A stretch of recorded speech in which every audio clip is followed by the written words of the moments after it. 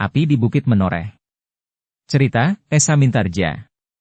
Audiobook, novel silat. Bab 496.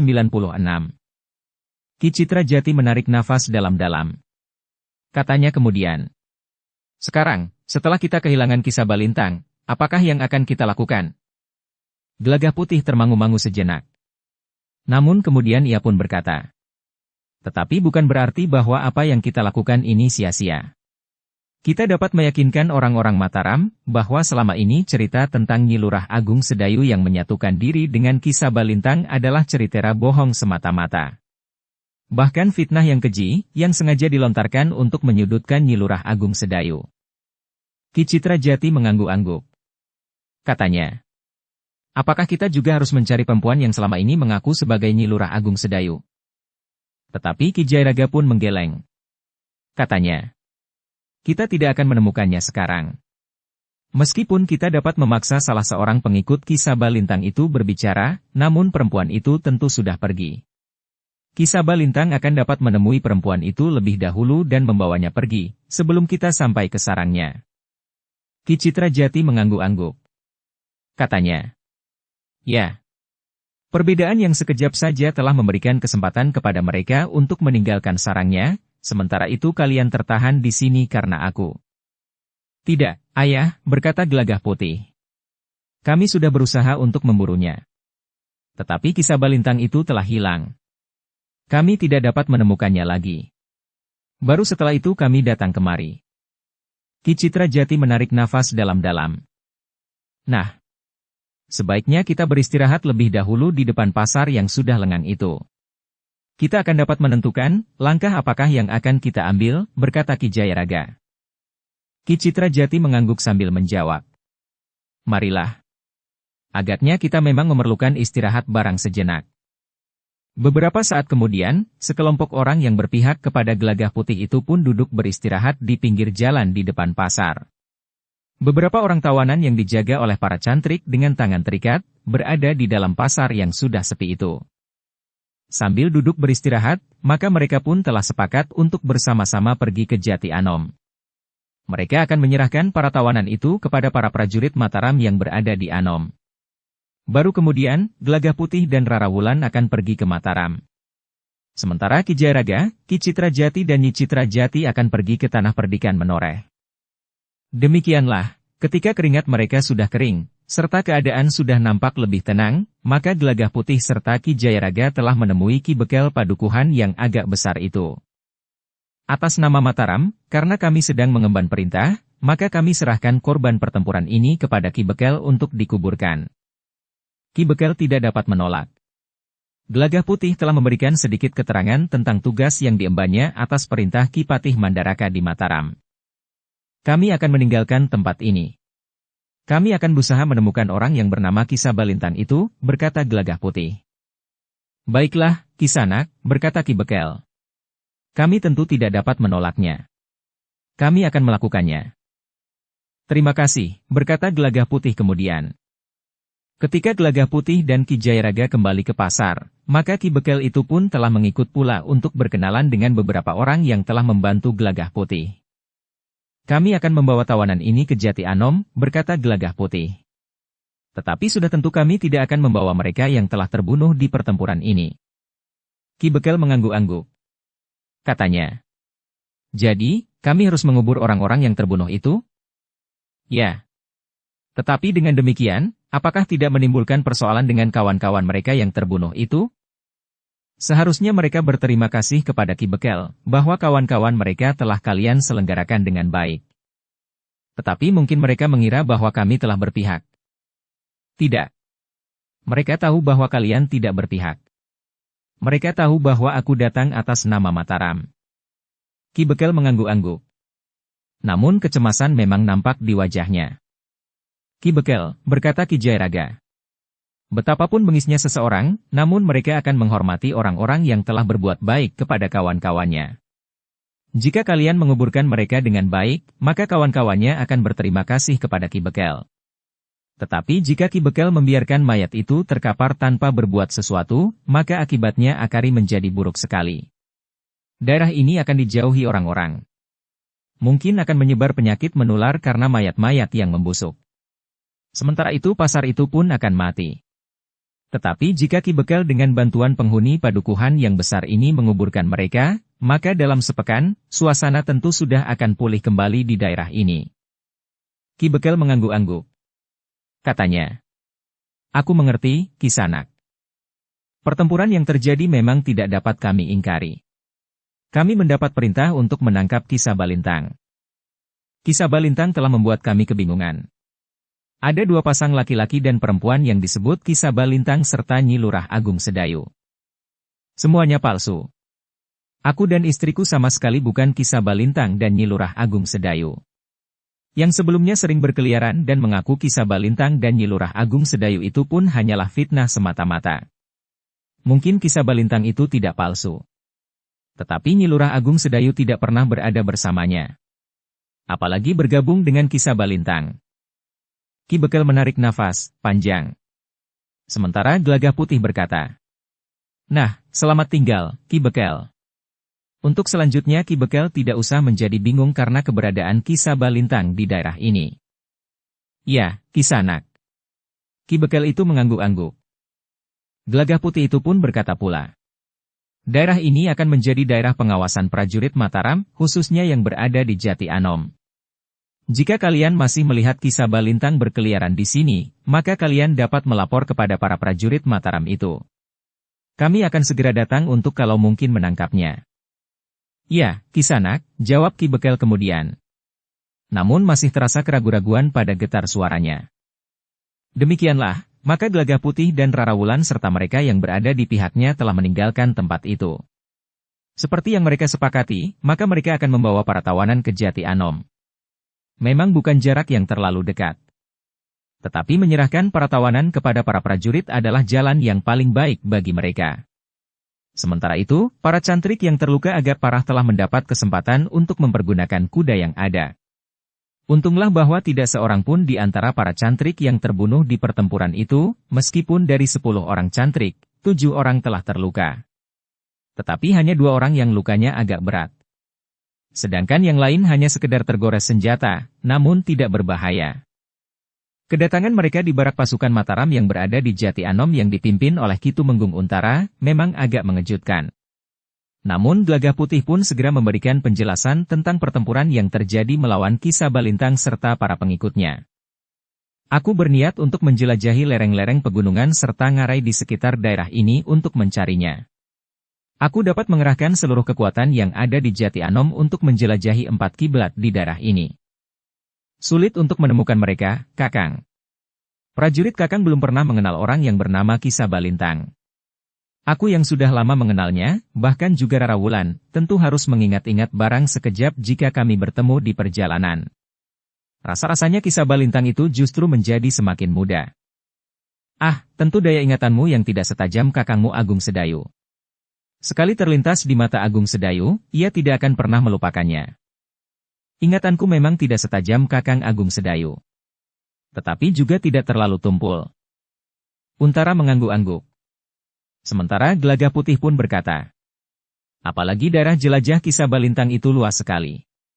Sekitar Gunung Merapi, Gunung Merbabu, seberang Pegunungan Kendeng, dan bahkan sampai ke pesisir utara. Jika demikian, apa artinya kalian berdua? Apa yang dapat kalian lakukan di daerah seluas itu? Bukankah kalian berdua hanya akan membuang waktu sia-sia? Karena itu, maka Pangeran Adipati Anom tidak memberikan batasan waktu kepada kami. Panembahan hanya Krawati. Pangeran Adipati Anom itu sudah bergelar Panembahan hanya Krawati." "Ya. Aku masih belum terbiasa," berkata Gelagah Putih. "Wisuda itu dilakukan pada saat aku dan Rarawulan tidak berada di Mataram." "Ya. Kakang," berkata Gelagah Putih. "Jika kami harus memburunya, maka Panembahan hanya Krawati telah memberi kesempatan kepada kami berdua untuk mengembara. Kesempatan yang sebenarnya memang ingin kami dapatkan. Dalam pengembaraan itu, kami akan mendapat pengalaman yang luas, sehingga wawasan kami pun menjadi luas pula." Untara mengangguk kecil. Sementara Ki Citra Jati pun berkata, "Ki Tumenggung, mungkin kesempatan untuk melakukan pengembaraan itu diperlukan oleh Gelagah Putih dan Rarawulan. Mungkin di dalam pengembaraan itu akan ditemui berbagai macam hambatan dan bahkan bahaya yang mengancam jiwanya. Tetapi tanpa mendapatkan pengalaman serta wawasan yang luas, maka Gelagah Putih dan Rara Wulan akan menjadi kerdil. Jiwanya tidak dapat tumbuh dan berkembang. Aku adalah contoh yang jelas, Untara, berkata Ki Widura. Di masa mudaku, aku terkungkung di dalam barak prajurit. Untunglah bahwa dunia keprajuritan itu pun telah merupakan dunia pengembaraan tersendiri, sehingga meskipun bukan pengembaraan yang sebenarnya, aku mendapat pengalaman dan wawasan yang cukup. Tetapi hidup kami di barak seakan-akan sudah diatur dalam irama yang nadanya terasa datar. Kau juga seorang prajurit. Mungkin kau dapat merasakannya. Pengembaraan sebagaimana dilakukan oleh Gelagah Putih dan Rara Wulan, serta yang pernah dilakukan oleh Agung Sedayu, telah memberikan warna yang lebih lengkap dalam kehidupan ini. Aku mengerti, Paman. Tetapi kadang-kadang aku juga merasa cemas. Mungkin kecemasan seorang kakak terhadap adiknya, meskipun adik sepupu. Aku mengerti, Untara. Kecemasan itu juga terdapat di hatiku, yang justru adalah ayahnya. Tetapi asalkan Gelagah Putih dan Rara Wulan berhati-hati, serta tidak kendati menghubungkan diri dengan penciptanya untuk memohon perlindungannya, maka mereka akan menempuh pengembaraan dengan selamat.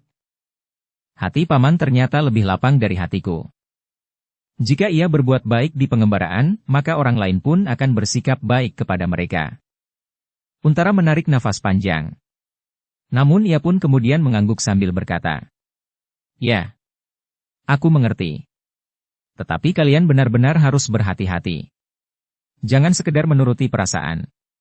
Jangan merasa diri kalian tanpa tanding." "Ya, Kakang." "Jika demikian, apakah kalian akan langsung mencari Kisah Balintang untuk mendapatkan tongkat baja putihnya?" "Tidak, Kakang. Kami akan kembali dahulu ke tanah perdikan Menoreh. Kami ingin memastikan apa yang terjadi pada Mbokayu Sekar Mirah." "Baiklah. Kau memang harus minta diri kepada kakangmu Agung Sedayu dan Sekar Mirah. Mudah-mudahan apa yang telah terjadi, meyakinkan para pemimpin di Mataram yang telah termakan berita bohong tentang Sekar Mirah. Mereka akan menyesali kekerdilan jiwa mereka." Gelagah Putih kemudian telah minta diri kepada Untara. Tetapi ia tidak langsung kembali ke tanah perdikan Menoreh. Gelagah Putih, Rara Wulan, Ki Citra Jati, Nyi Citra Jati dan Ki Jayaraga masih akan bermalam di padepokan orang bercambuk. "Gelagah Putih," berkata Untara ketika Gelagah Putih sudah berada di regol halaman. "Kau akan mencari sebutir pasir di tepian. Meskipun yang sebutir itu berbeda dari yang lain, tetapi kerja yang kau lakukan adalah kerja yang amat rumit." "Ya, Kakang. Mungkin akan makan waktu yang lama. Bahkan mungkin aku tidak akan berhasil. Tetapi aku harus melakukan tugas ini dengan sepenuh hati. Tetapi agaknya Mataram tidak akan membiarkan kalian berdua mengembara tanpa akhir. Selain kau berdua, seharusnya Mataram juga mengirimkan orang lain untuk mencarinya. Jarang orang yang dapat mengenali Kisah Balintang. Para petugas sandi mempunyai bekal yang cukup untuk melakukannya. Namun mereka pun tidak dapat dijamin akan berhasil." Gelagah Putih menarik nafas panjang. Sejenak kemudian, maka Gelagah Putih pun telah meninggalkan barak prajurit di Jati Anom menuju padepokan kecil yang dipimpin oleh Ki Widura. Di padepokan kecil itu, Ki Widura sempat memberi beberapa pesan kepada anak laki-lakinya yang masih akan melanjutkan tugasnya, mencari tongkat baja putih. Tongkat baja putih yang sudah berada di depan hidungnya, tetapi luput untuk menggapainya. Ternyata Gelagah Putih tidak hanya bermalam semalam. Tetapi Gelagah Putih bermalam di padepokan itu 2 malam. Gelagah Putih dan Rara Wulan sempat berada di antara para cantrik. Terutama mereka yang terluka parah. Dalam 2 malam itu, keadaan Ki Widura sudah hampir pulih kembali. Tidak ada lagi rasa sakit pada tubuhnya. Bahkan Ki Widura sudah dapat berada di dalam sanggarnya lagi. Namun yang mengejutkan Gelagah Putih dan Rara Wulan adalah justru Ki Citra Jati dan Nyi Citra Jati. Ketika mereka sedang berbincang di peringgitan bangunan utama padepokan kecil itu, Ki Citra Jati pun berkata kepada Gelagah Putih. "Gelagah Putih, aku minta maaf bahwa aku tidak dapat bersamamu lebih lama. Aku dan ibumu akan minta diri. Kami akan pulang untuk menemui adik-adikmu yang kami tinggalkan. Mereka tentu sudah merasa rindu kepada kami berdua. Bahkan mungkin mereka menjadi cemas, karena kami sudah terlalu lama pergi." Jadi ayah dan ibu tidak kembali ke tanah perdikan lebih dahulu? Terima kasih, Gelagah Putih. Kami tidak ikut bersama kalian kembali ke tanah perdikan. Meskipun semula kami menyatakan ingin menyertai kalian kembali ke tanah perdikan menoreh, namun ketika aku dan ibumu berbincang sore tadi, maka kami memutuskan untuk langsung kembali ke padepokan tempat kami tinggalkan adik-adikmu. Jika kami harus pergi ke tanah perdikan menoreh, maka jarak perjalanan kami akan menjadi sangat jauh. Gelagah Putih mengangguk-angguk. Sementara itu Rara Wulan dengan suara yang bergetar berkata, kami berdua mengucapkan terima kasih atas segala kebaikan hati ayah dan ibu selama ini. Nyi Citra Jati tersenyum sambil menjawab. Akulah yang harus berterima kasih kepadamu. Kau akan menjadi penyambung dari kebanggaan kami terhadap ilmu kami, yang meskipun tidak banyak berarti, tetapi ilmu itu adalah warisan dari angkatan sebelum aku dan ayahmu. Mungkin sudah terdapat banyak perubahan dan pengembangan yang terdapat di dalamnya. Namun landasan utamanya masih tetap pada sumbernya. Tentu kamilah yang harus berterima kasih, Ibu, suara Rara Wulan menjadi parau. Kita masih akan bersama malam ini, Wulan, berkata Nyi Citra Jati. Besok jika kau berangkat ke tanah perdikan, aku pun akan berangkat menempuh perjalanan kembali. Kepada Ki Jayaraga dan Ki Widura, Ki Citra Jati dan Nyi Citra Jati pun telah minta diri pula.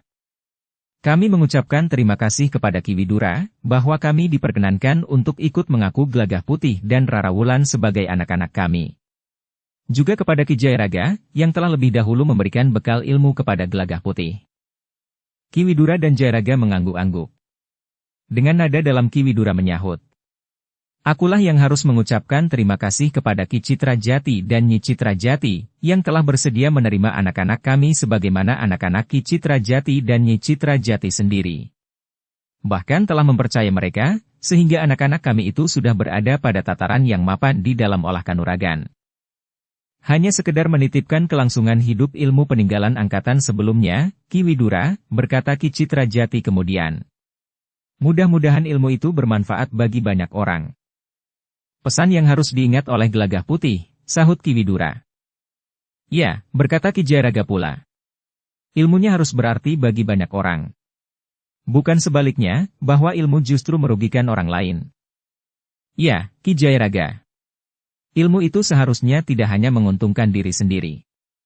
Tetapi seperti minyak bagi pelita yang menyala, sinarnya harus dapat menerangi kegelapan di sekitarnya. Ki Jayaraga benar. Jika ilmu itu tidak berarti bagi orang banyak, maka ilmu itu akan menjadi seperti pelita yang meskipun menyala, tetapi berada di bawah bakul yang menelungkup, sahut Ki Citra Jati.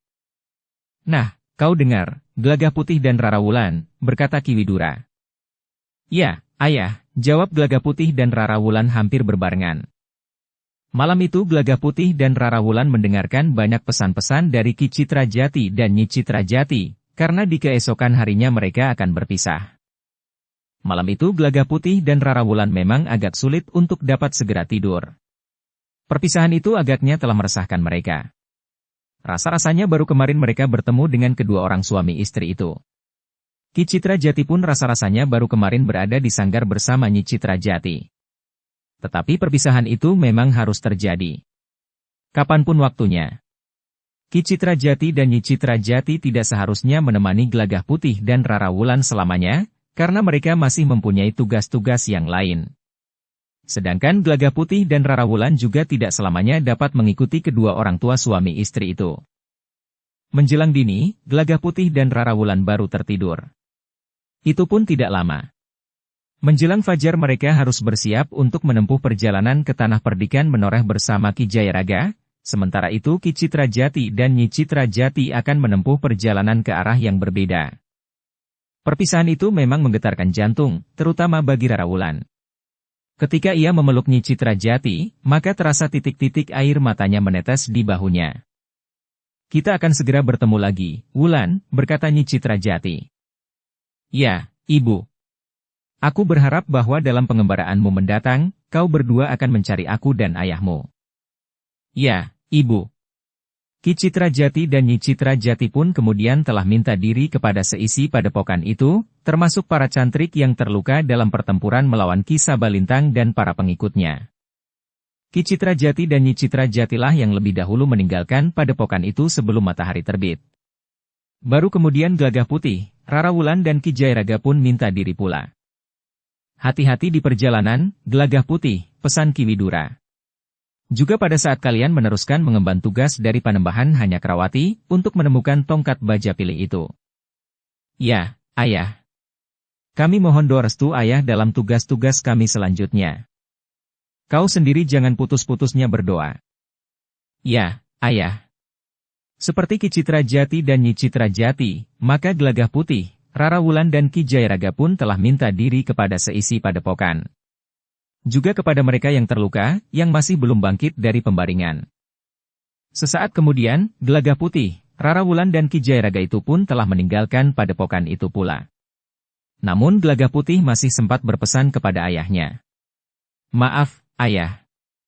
Jika Ayah sempat, mohon Ayah dapat mengabarkan kepada keluarga di Sangkal Putung, bahwa nama Mbokayu Sekar Mirah telah dapat dibersihkan. Baik, Gelagah Putih. Kapan-kapan aku akan mengunjungi keluarga di Sangkal Putung.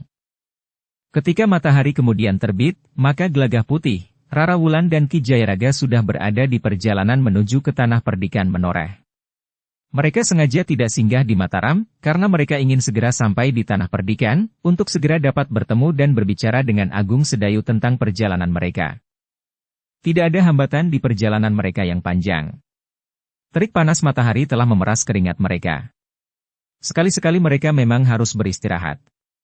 Kuda-kuda mereka pun memerlukan minuman dan makan di perjalanan, seperti juga Gelagah Putih, Rara Wulan dan Ki Jairaga sendiri. Ketika ketiganya sampai di pinggir Kali Praga, maka matahari sudah berada di sisi barat langit. Perlahan-lahan matahari itu mulai turun. Namun justru sinarnya terasa bagaikan melecut kulit. Tidak banyak orang yang menyeberang Kali Praga. Karena itu, maka ketiganya tidak perlu menunggu. Ketika mereka sampai di tepian, sebuah rakit sudah siap untuk membawa mereka menyeberang. Rakit itu tidak menunggu penumpang yang lain. Demikian ketiganya naik, serta seorang yang sudah lebih dahulu berada di atas rakit, maka rakit itu pun segera bergerak. Nampaknya sepi, Kang, bertanya Ki Jairaga. Ya, Kisanak. Sejak pagi tidak banyak orang yang menyeberang. Tidak seperti kemarin. Kemarin aku hilir mudik lebih dari 3 kali lipat hari ini, jawab salah seorang tukang satangnya. Ada apa kemarin, sehingga banyak orang yang lewat di penyeberangan ini? Entahlah. Yang aku tahu, banyak orang yang menyeberang ke timur, tetapi juga banyak orang yang menyeberang ke barat. Ki Jairaga mengangguk-angguk. Namun seorang tukang satang yang lain justru menjawab. Bukankah kemarin hari pasaran di Benaran? Ya, kawannya mengangguk. Seorang yang ada di rakit itu pun berkata. Pasar Benaran adalah pasar yang besar, yang dikunjungi oleh orang dari mana-mana. Kemarin penyeberangan ini memang ramai. Kisanak kemarin juga menyeberang, bertanya Gelagah Putih. Ya. Aku juga naik rakit ini. Aku tidak mengingatnya, sahut salah seorang tukang satang. Kemarin, bersama seorang yang membawa lembu yang masih muda berwarna putih. Yang mengotori rakitmu ini. Aku ingat lembu muda putih yang mengotori rakitku ini. Tetapi aku tidak dapat mengingat mereka yang berada di rakitku. Mungkin karena aku melayani begitu banyak orang. Ya, berkata orang itu. Beberapa saat kemudian, maka rakit itu pun telah melekat di tepian sebelah barat. Mereka yang berada di rakit itu pun segera turun setelah membayar upahnya. Di sisi barat sudah ada sebuah rakit yang menunggu. Rakit yang baru berisi 2 orang laki-laki, yang masing-masing membawa 2 bakul serta sebuah pikulan. Bersama mereka duduk pula seorang perempuan, juga membawa sebuah bakul. Namun ketika Gelagah Putih, Rara Wulan dan Ki Jairaga naik ke punggung kudanya yang mulai bergerak di atas pasir tepian, mereka melihat 5 orang penunggang kuda yang masih muda melarikan kuda mereka menuruni tebing sungai yang landai. Terdengar suara mereka yang riuh. Teriakan-teriakan yang ramai, memecah lengangnya tepian. Namun tiba-tiba seorang yang berkuda di paling depan mengangkat tangannya, memberi isyarat kepada kawan-kawannya untuk berhenti. Anak muda yang berkuda di paling depan itu adalah anak muda yang tubuhnya tinggi besar dan sedikit gemuk. Rambutnya yang panjang terurai di bawah ikat kepalanya yang dikenakan seenaknya saja. Bajunya terbuka di bagian dadanya, sehingga ikat pinggang kulit yang lebar nampak melingkar di lambungnya. Menilik timangnya terbuat dari emas, maka dapat diduga bahwa anak muda itu adalah anak dari keluarga yang berkecukupan. Demikian pula agaknya yang lain. Meskipun pakaian mereka nampak kotor, tetapi sebenarnya bahwa pakaian mereka adalah pakaian yang mahal. Sedang kuda mereka adalah kuda yang baik dan mahal pula. Tiba-tiba saja anak muda yang berada di paling depan itu berteriak. Seorang di antara mereka adalah perempuan yang cantik. Dengan mengenakan pakaian yang khusus itu, ia menjadi bertambah cantik. Rara Wulan yang menyadari bahwa anak muda itu menyebut tentang dirinya dan bahkan kemudian dengan terang-terangan menunjuk kepadanya, merasa tersinggung. Namun Ki Jayaraga pun berkata, "Jangan hiraukan. Nampaknya mereka sedang mabuk." Gelagah Putih pun mengangguk. Katanya, "Ya, mereka sedang mabuk. Marilah kita tinggalkan mereka." Gelagah Putih, Rara Wulan dan Ki Jayaraga pun mencoba untuk tidak memperhatikan mereka. Ketiganya melarikan kuda mereka mendaki tebing yang landai itu. Ketiganya tidak mau berpapasan pada jarak yang terlalu dekat dengan mereka yang sedang mabuk itu. Tetapi ternyata kelima orang anak muda itulah yang justru mencegat ketiga orang itu sambil berkata, "Tunggu. Jangan cepat-cepat meninggalkan kami." Gelagah Putih, Rara Wulan dan Ki Jayaraga terpaksa berhenti. Dengan nada berat Gelagah Putih pun berkata, "Apa yang kalian lakukan itu telah mengganggu perjalanan kami." Anak-anak muda itu justru tertawa. Gelagah Putih mencoba mengendapkan perasaannya yang bergejolak. "Biarlah perempuan itu mengikuti kami," berkata orang yang bertubuh raksasa itu. "Kisanak, kalian agaknya baru mabuk tuak. Bau tuak itu tercium dari sini. Karena itu pulanglah. Tidurlah. Jika kau sempat tidur, maka kau akan segera sembuh." Kelima orang itu tertawa semakin keras. Namun mata mereka yang merah, serta sikap mereka yang gontai, menunjukkan bahwa mereka benar-benar mabuk.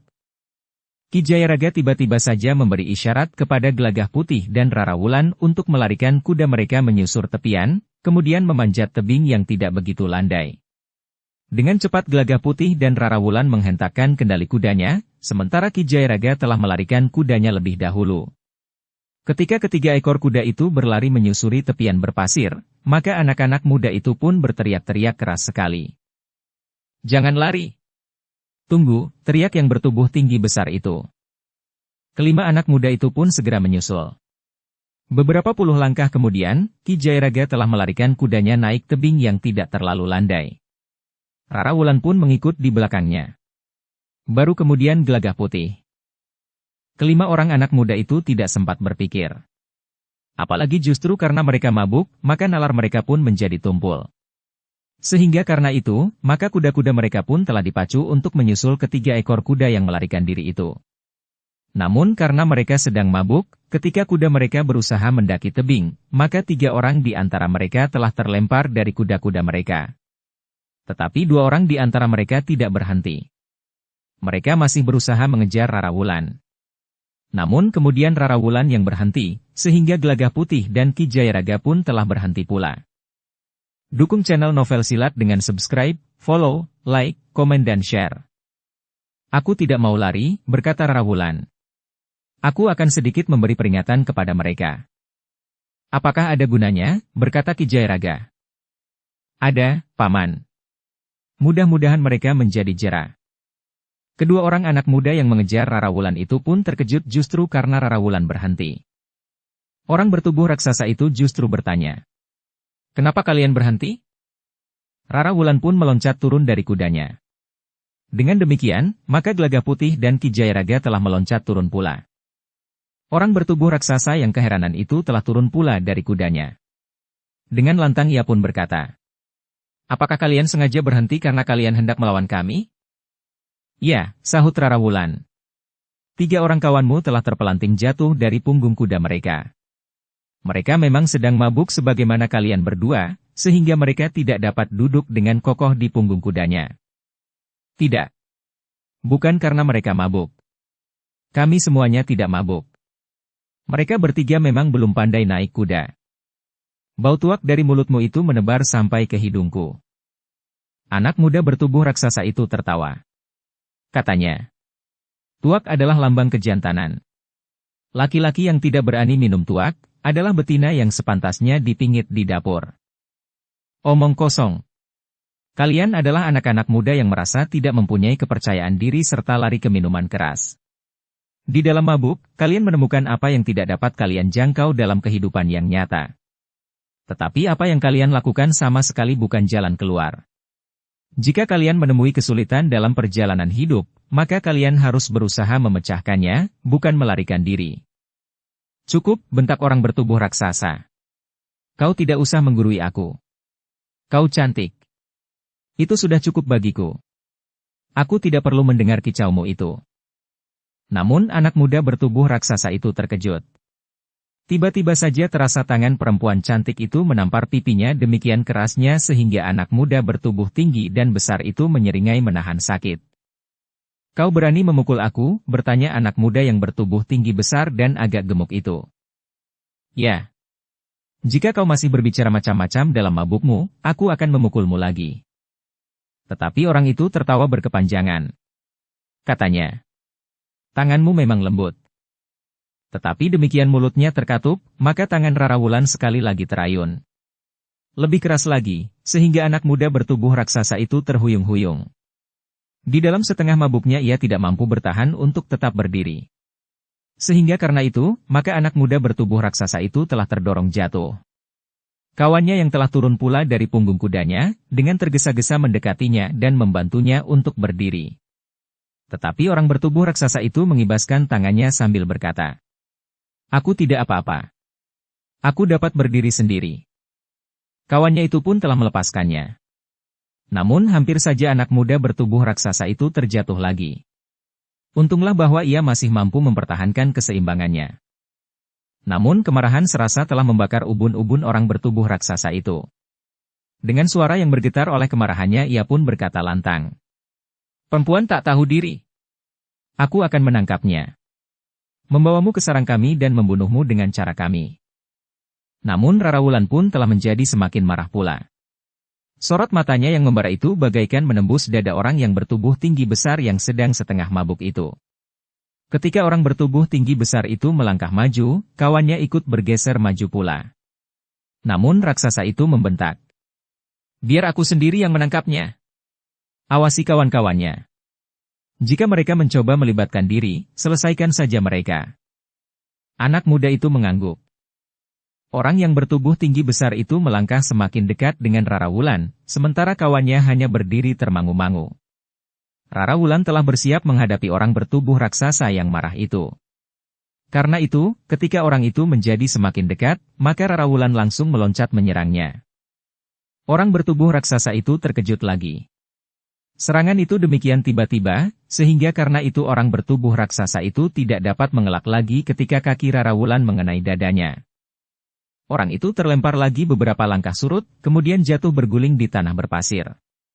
Kemarahannya tidak tertahan lagi. Ketika ia bangkit berdiri dengan gontai, maka terdengar teriakannya nyaring, seakan-akan menggetarkan seluruh tepian Kali Praga. Tukang satang yang berada di rakit mereka masing-masing mendengar teriakan itu. Tetapi tidak seorang pun berani mencampurinya. Mereka tahu, siapakah anak-anak muda yang berteriak itu. Tetapi teriakan anak muda bertubuh raksasa itu pun segera terhenti pula. Ketika ia melihat Rara Wulan berdiri tegak di hadapannya, maka matanya pun bagaikan menyala. Dengan garangnya anak muda itu pun berlari menerkam Rara Wulan. Rara Wulan tidak menyambutnya dengan serangan, tetapi ia hanya bergeser sedikit ke samping. Demikian anak muda bertubuh raksasa itu meluncur, kakinya telah mengait kaki anak muda itu. Anak muda itu pun meluncur jatuh tertelungkup. Wajahnya tersuruk tanah berpasir. Ketika ia bangkit, maka wajahnya menjadi sangat kotor. Kulit hidung dan dahinya terluka. Matanya terasa menjadi sangat pedih oleh pasir yang masuk ke dalamnya. Ketika anak muda bertubuh raksasa itu sibuk berusaha membersihkan matanya, kawannya akan mendekatinya. Namun Gelaga Putih telah berdiri di sampingnya sambil berkata, "Biarkan saja. Anak itu harus mendapat sedikit peringatan. Kau juga akan diperlakukan seperti kawanmu itu nanti. Wajahmu juga akan disuruhkan ke dalam pasir, agar segenggam pasir masuk ke dalam mata dan mulutmu. Tetapi aku tidak berbuat apa-apa. Kau kawannya. Kau ikut mengejar perempuan itu. Wajah orang itu menjadi pucat. Sementara itu, Rara Wulan telah menyambar ikat kepala anak muda bertubuh tinggi besar itu dan membantingnya di tanah. Kemudian menginjaknya sambil berkata, "Jika kau masih mencoba berbicara kasar, maka kepalamu yang akan aku injak." Anak muda itu masih sibuk mengusap matanya. Namun tiba-tiba saja ia merasa tangan Rara Wulan mencengkam rambutnya sambil berkata, "Nah, apakah kau sudah merasa jera?" Anak muda bertubuh raksasa itu mengumpat. Ia mencoba untuk melepaskan cengkeraman Rara Wulan. Namun tiba-tiba Rara Wulan telah menangkap pergelangan tangan kanan anak muda itu serta memilin tangannya ke belakang.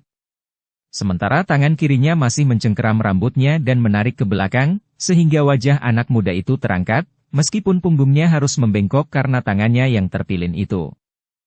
"Jawab pertanyaanku. Apakah kau sudah menjadi jera?"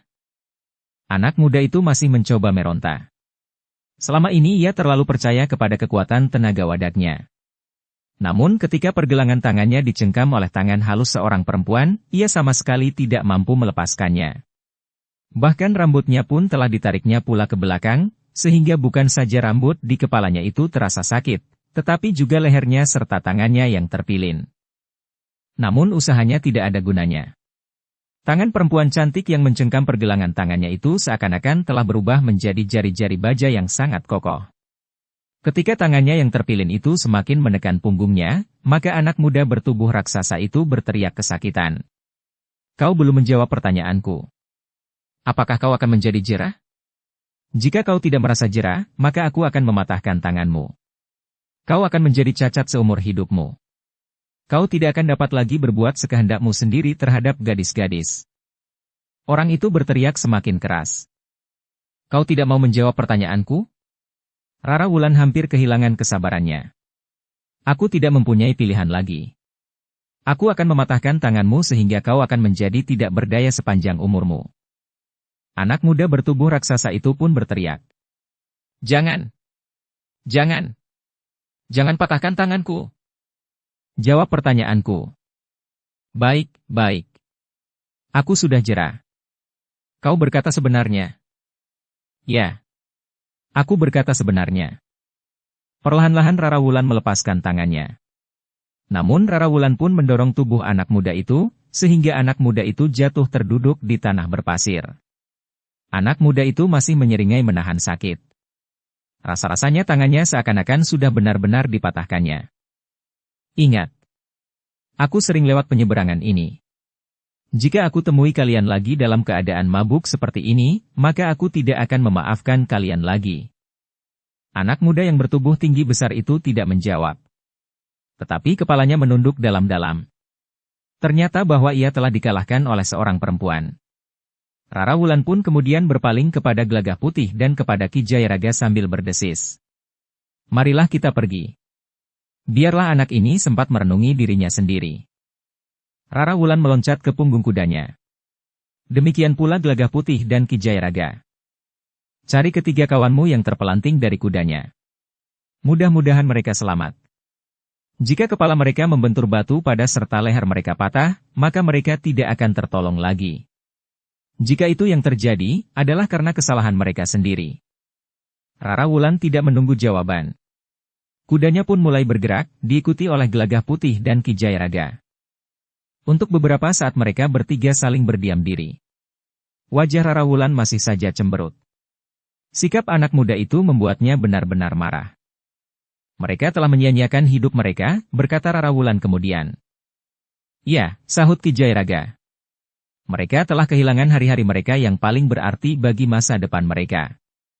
Mereka telah menyia-nyiakan waktu serta kesempatan. Mereka mereguk kesenangan dan kepuasan tanpa menghiraukan masa depan mereka," berkata Gelagah Putih. "Sekarang mereka masih dapat menggantungkan hidup mereka kepada orang tua mereka." Tetapi kemudian, geram Rara Wulan.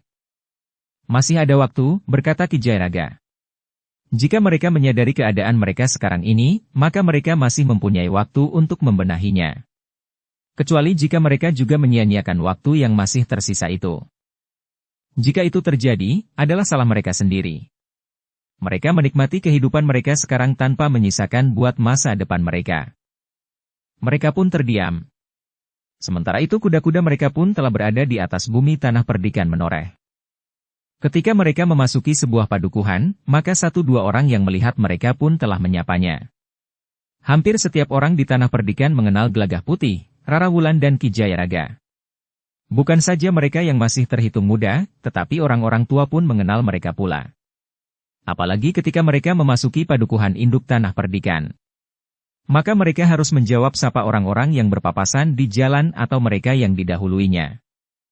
Ketika mereka tiba di rumah Agung Sedayu, jantung mereka bagaikan tersiram air embun di panasnya terik matahari. Rara Wulan yang sudah turun dari kudanya di saat memasuki regol halaman, tiba-tiba saja melepaskan kudanya dan berlari melintasi halaman, ketika perempuan itu melihat Sekar Mirah berdiri di tangga pendapa rumahnya. Sekar Mirah pun dengan tergesa-gesa menyongsongnya sambil mengembang tangannya. Rara Wulan pun segera memeluk Sekar Mirah. Terasa titik-titik air dari matanya membasahi bahu Sekar Mirah. Sekar Mirah mencoba tersenyum. Namun ternyata matanya juga menjadi basah. Semuanya sudah berakhir, Mbokayu. Fitnah itu sudah lewat dan tidak akan mengganggu Mbokayu lagi. Sekar Mirah melepaskan pelukannya. Katanya, aku mengucapkan terima kasih atas usaha kalian berdua, Ki Jayaraga, serta orang-orang yang semula tidak aku kenal. Tetapi mereka dengan tulus telah membantu membebaskan aku dari fitnah yang keji itu. Sekarang Mbokayu dapat tidur dengan nyenyak. Ya, Rara. Demikian kalian turun ke medan, maka orang-orang Mataram pun segera yakin bahwa aku memang tidak bersalah.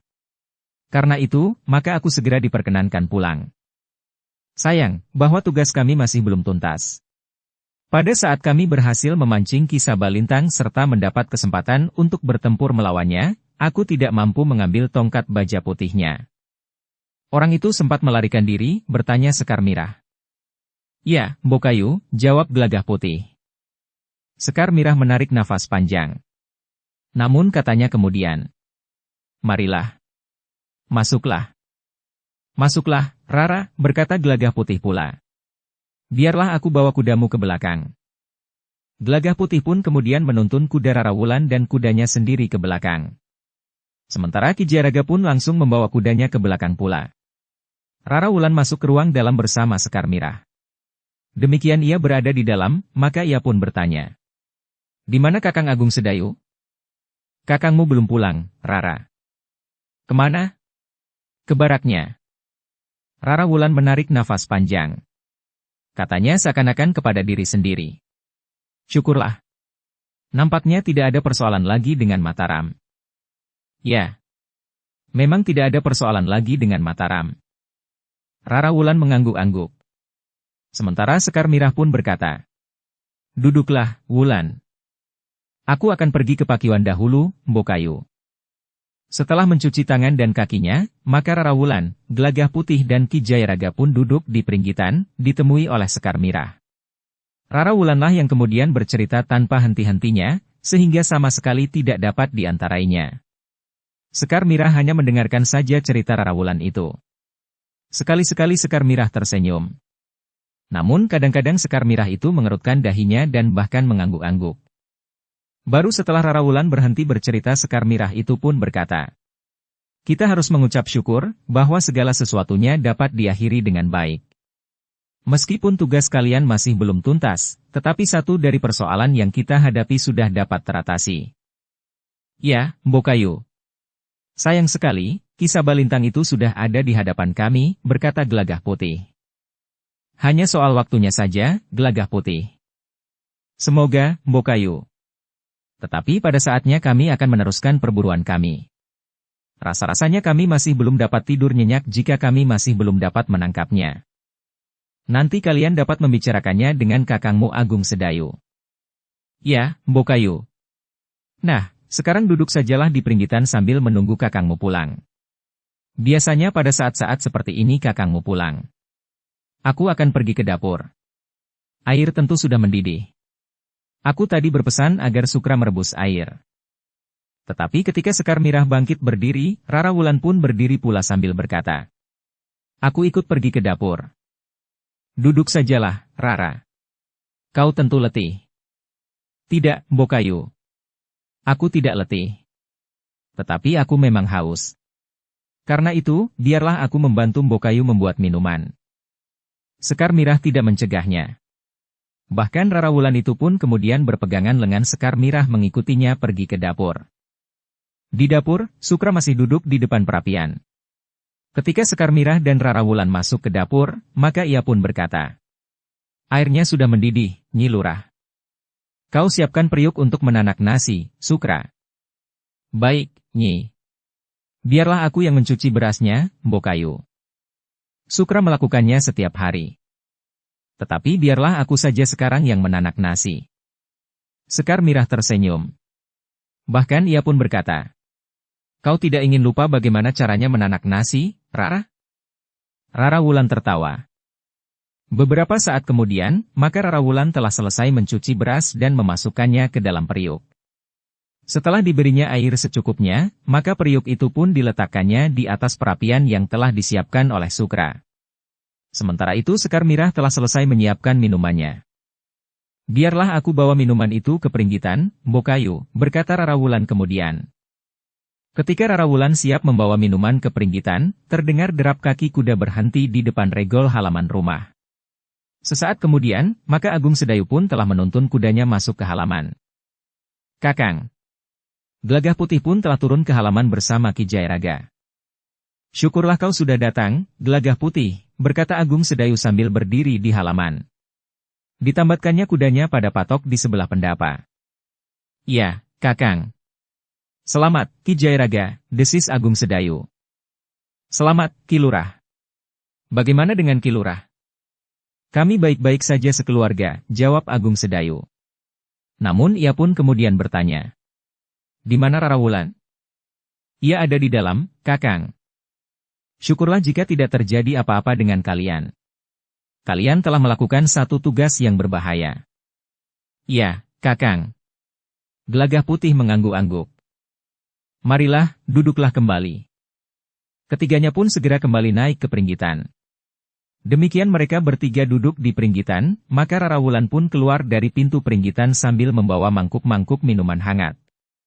Sambil meletakkan mangkuk-mangkuk itu, Rara Wulan pun berdesis, "Kakang." Agung Sedayu tersenyum. Katanya, "Bagaimana keadaanmu, Rara? Bukankah kau baik-baik saja?" "Ya, Kakang. Kami bersyukur bahwa kami dapat membantu meyakinkan orang-orang Mataram tentang fitnah yang dilontarkan kepada Mbokayu Sekar Mirah. Kami hanya dapat mengucapkan terima kasih. Tetapi tugas kami yang lain ternyata gagal, Kakang," sahut Gelagah Putih. "Apa?" "Tongkat baja putih. Aku sudah berhadapan dengan Ki Sabalintang yang bersenjata tongkat baja putih itu. Tetapi aku gagal merebut dari tangannya. Ia berhasil melarikan diri. Para pengikutnya melindunginya dengan mengorbankan nyawa sendiri. Untuk sementara kita dapat melupakannya. Kami masih berniat memburunya, Kakang." "Kami siapa maksudmu?" "Aku dan Rara Wulan." "Tetapi kalian tidak perlu tergesa-gesa. Seperti orang yang berjalan di teriknya matahari, Kakang. Jika kita terlalu lama berhenti di bawah rimbunnya pepohonan serta semilirnya angin, akhirnya kita justru malas untuk bangkit dan melanjutkan perjalanan. Tetapi jika kemudian kita bangkit dan mulai melangkah, kita mendapatkan tenaga yang baru." Gelagah Putih tersenyum. Ketika ia memandang Rara Wulan, maka Rara Wulan itu pun berkata, "Kita memang akan beristirahat, Kakang. Tetapi tidak terlalu lama. Sebaiknya kalian berangkat setelah persoalan yang timbul di Mataram selesai." "Persoalan apa?" Pangeran Adipati Anom yang kemudian telah diwisuda menduduki tahta Mataram, ternyata telah menghadapi persoalan dengan kakaknya, Pangeran Pugar. "Persoalan apa, Kakang?" Untuk beberapa lama Pangeran Pugar tidak datang menghadap Kanjeng Panembahan Hanyakrawati. "Tidak mau menghadap?" "Bukan tidak mau. Tetapi ada keseganan pada Pangeran Pugar untuk menghadap saudaranya yang lebih muda." "Kenapa harus segan, Kakang?" "Meskipun lebih muda, tetapi bukankah Panembahan Hanyakrawati sekarang penguasa tertinggi di Mataram?" "Ya." "Apakah Panembahan kemudian marah kepada Pangeran Pugar?" "Tidak, Panembahan Hanyakrawati ternyata cukup bijaksana. Panembahan telah minta pertimbangan para pini sepuh di Mataram. Menurut mereka, Pangeran Puger sama sekali tidak ingin melawan Kanjeng Panembahan Hanyakrawati. Tetapi Pangeran Puger hanya merasa segan saja. Pangeran Puger membayangkan apa yang akan terjadi di Paseban. Lalu bagaimana sikap Panembahan? Pangeran Puger telah dipanggil untuk hadir dalam Paseban Agung beberapa hari yang lalu. Waktu itu aku juga berada di Mataram. Kakang juga hadir di Paseban Agung itu? Agung Sedayu menggeleng. Katanya. Tidak. Aku hanya seorang lurah prajurit. Kakang Untara? Ya. Kakang Untara juga hadir. Kakang Agung Sedayu mendengar dari Kakang Untara, apa yang telah berlangsung di Paseban. Tidak, Gelagah Putih. Aku justru tidak sempat menemui Kakang Untara. Aku justru menghadap Ki Patih Mandaraka. Ki Patihlah yang menceritakan kepadaku, apa yang telah terjadi di Paseban Agung itu. Apakah ada tindakan terhadap Pangeran Puger? Tidak. Panembahan yang bijaksana itu telah mengangkat Pangeran Puger menjadi Adipati di Demak. Adipati di Demak? Ya. Dengan demikian maka Pangeran Puger akan terpisah dari adiknya yang telah duduk di atas tahta itu. Pangeran Puger tidak harus menghadap setiap waktu. Tetapi Pangeran Puger hanya akan menghadap setahun sekali, atau jika ada kepentingan-kepentingan yang khusus. Jadi sekarang Pangeran Puger sudah berada di Demak. Belum, Pangeran Puger masih belum berangkat. Kapan Pangeran Puger akan berangkat? Di pertengahan bulan ini. Sekarang, segala sesuatunya sedang disiapkan. 3 orang Tumenggung telah mendahului berangkat ke Demak untuk mempersiapkan penerimaan Pangeran Puger di Demak. Gelagah Putih mengangguk-angguk. Namun katanya kemudian, Ki Sabalintang tentu juga mengetahui peristiwa ini. Agung Sedayu memandang adik sepupunya dengan kerut di dahi. Namun kemudian ia pun berkata, aku tahu maksudmu. Kau tentu akan mengatakan bahwa Ki Sabalintang dapat mengganggu hari-hari pertama Pangeran Puger di Demak. Ya, jawab Gelagah Putih. Tetapi apa sebenarnya yang diinginkan oleh Ki Sabalintang itu? Seandainya ia berhasil menguasai tongkat baja putih yang berada di tangan Bokayu Sekar Mirah, lalu apa sebenarnya yang dimauinya? Menyatukan kembali orang-orang yang mengaku keluarga perguruan Kedung Jati? Jika sudah menyatu kembali dan menjadi kuat, apa yang akan dilakukannya? Selama ini Ki Sabalintang selalu bekerja sama dengan orang-orang berilmu tinggi dari perguruan yang berbeda. Bukankah mereka tidak akan pernah lebur dalam keluarga perguruan Kedung Jati? Bertanya Rara Wulan. Agung Sedayu tersenyum. Katanya, bukankah kita sudah tahu, siapa sajakah yang pernah memimpin perguruan Kedung Jati? Tetapi kita masih dapat menghormati para pemimpin perguruan Kedung Jati pada masa Jipang masih berada di bawah pimpinan Pangeran Arya Penangsang, meskipun pada saat itu Pajang harus berperang melawan mereka. Namun setelah para pemimpin Jipang yang juga pemimpin dari perguruan itu sudah tidak ada, maka perguruan Kedung Jati pun bagaikan ditelan bumi. Namun tiba-tiba perguruan itu bangkit lagi. Seorang yang mengaku bernama Ki Sabalintang menyatakan diri sebagai pemimpin perguruan Kedung Jati yang baru. Hubungannya yang luas, kelicikannya dan nafsunya yang bergelora di dalam dadanya, telah menimbulkan banyak persoalan di Mataram sekarang ini. Rara Wulan mengangguk-angguk. Sementara itu Agung Sedayu pun berkata, jika ia menginginkan tongkat baja putih yang satu lagi, yang berada di tangan Bokayumu, itu tentu sekedar akan dipergunakan untuk mempengaruhi banyak orang, agar mereka terkesan bahwa perguruan besar Kedung Jati telah bangkit kembali. Sepasang tongkat pertanda kepemimpinannya sudah menyatu. Aku sudah pernah mendengarnya, Kakang. Tetapi setelah perguruan itu bangkit dan banyak orang bergabung kembali dengan perguruan itu, lalu apa keinginan Ki Sabalintang? Mendesak kekuasaan Mataram, dan kemudian Ki Sabalintang itu berniat menjadi raja?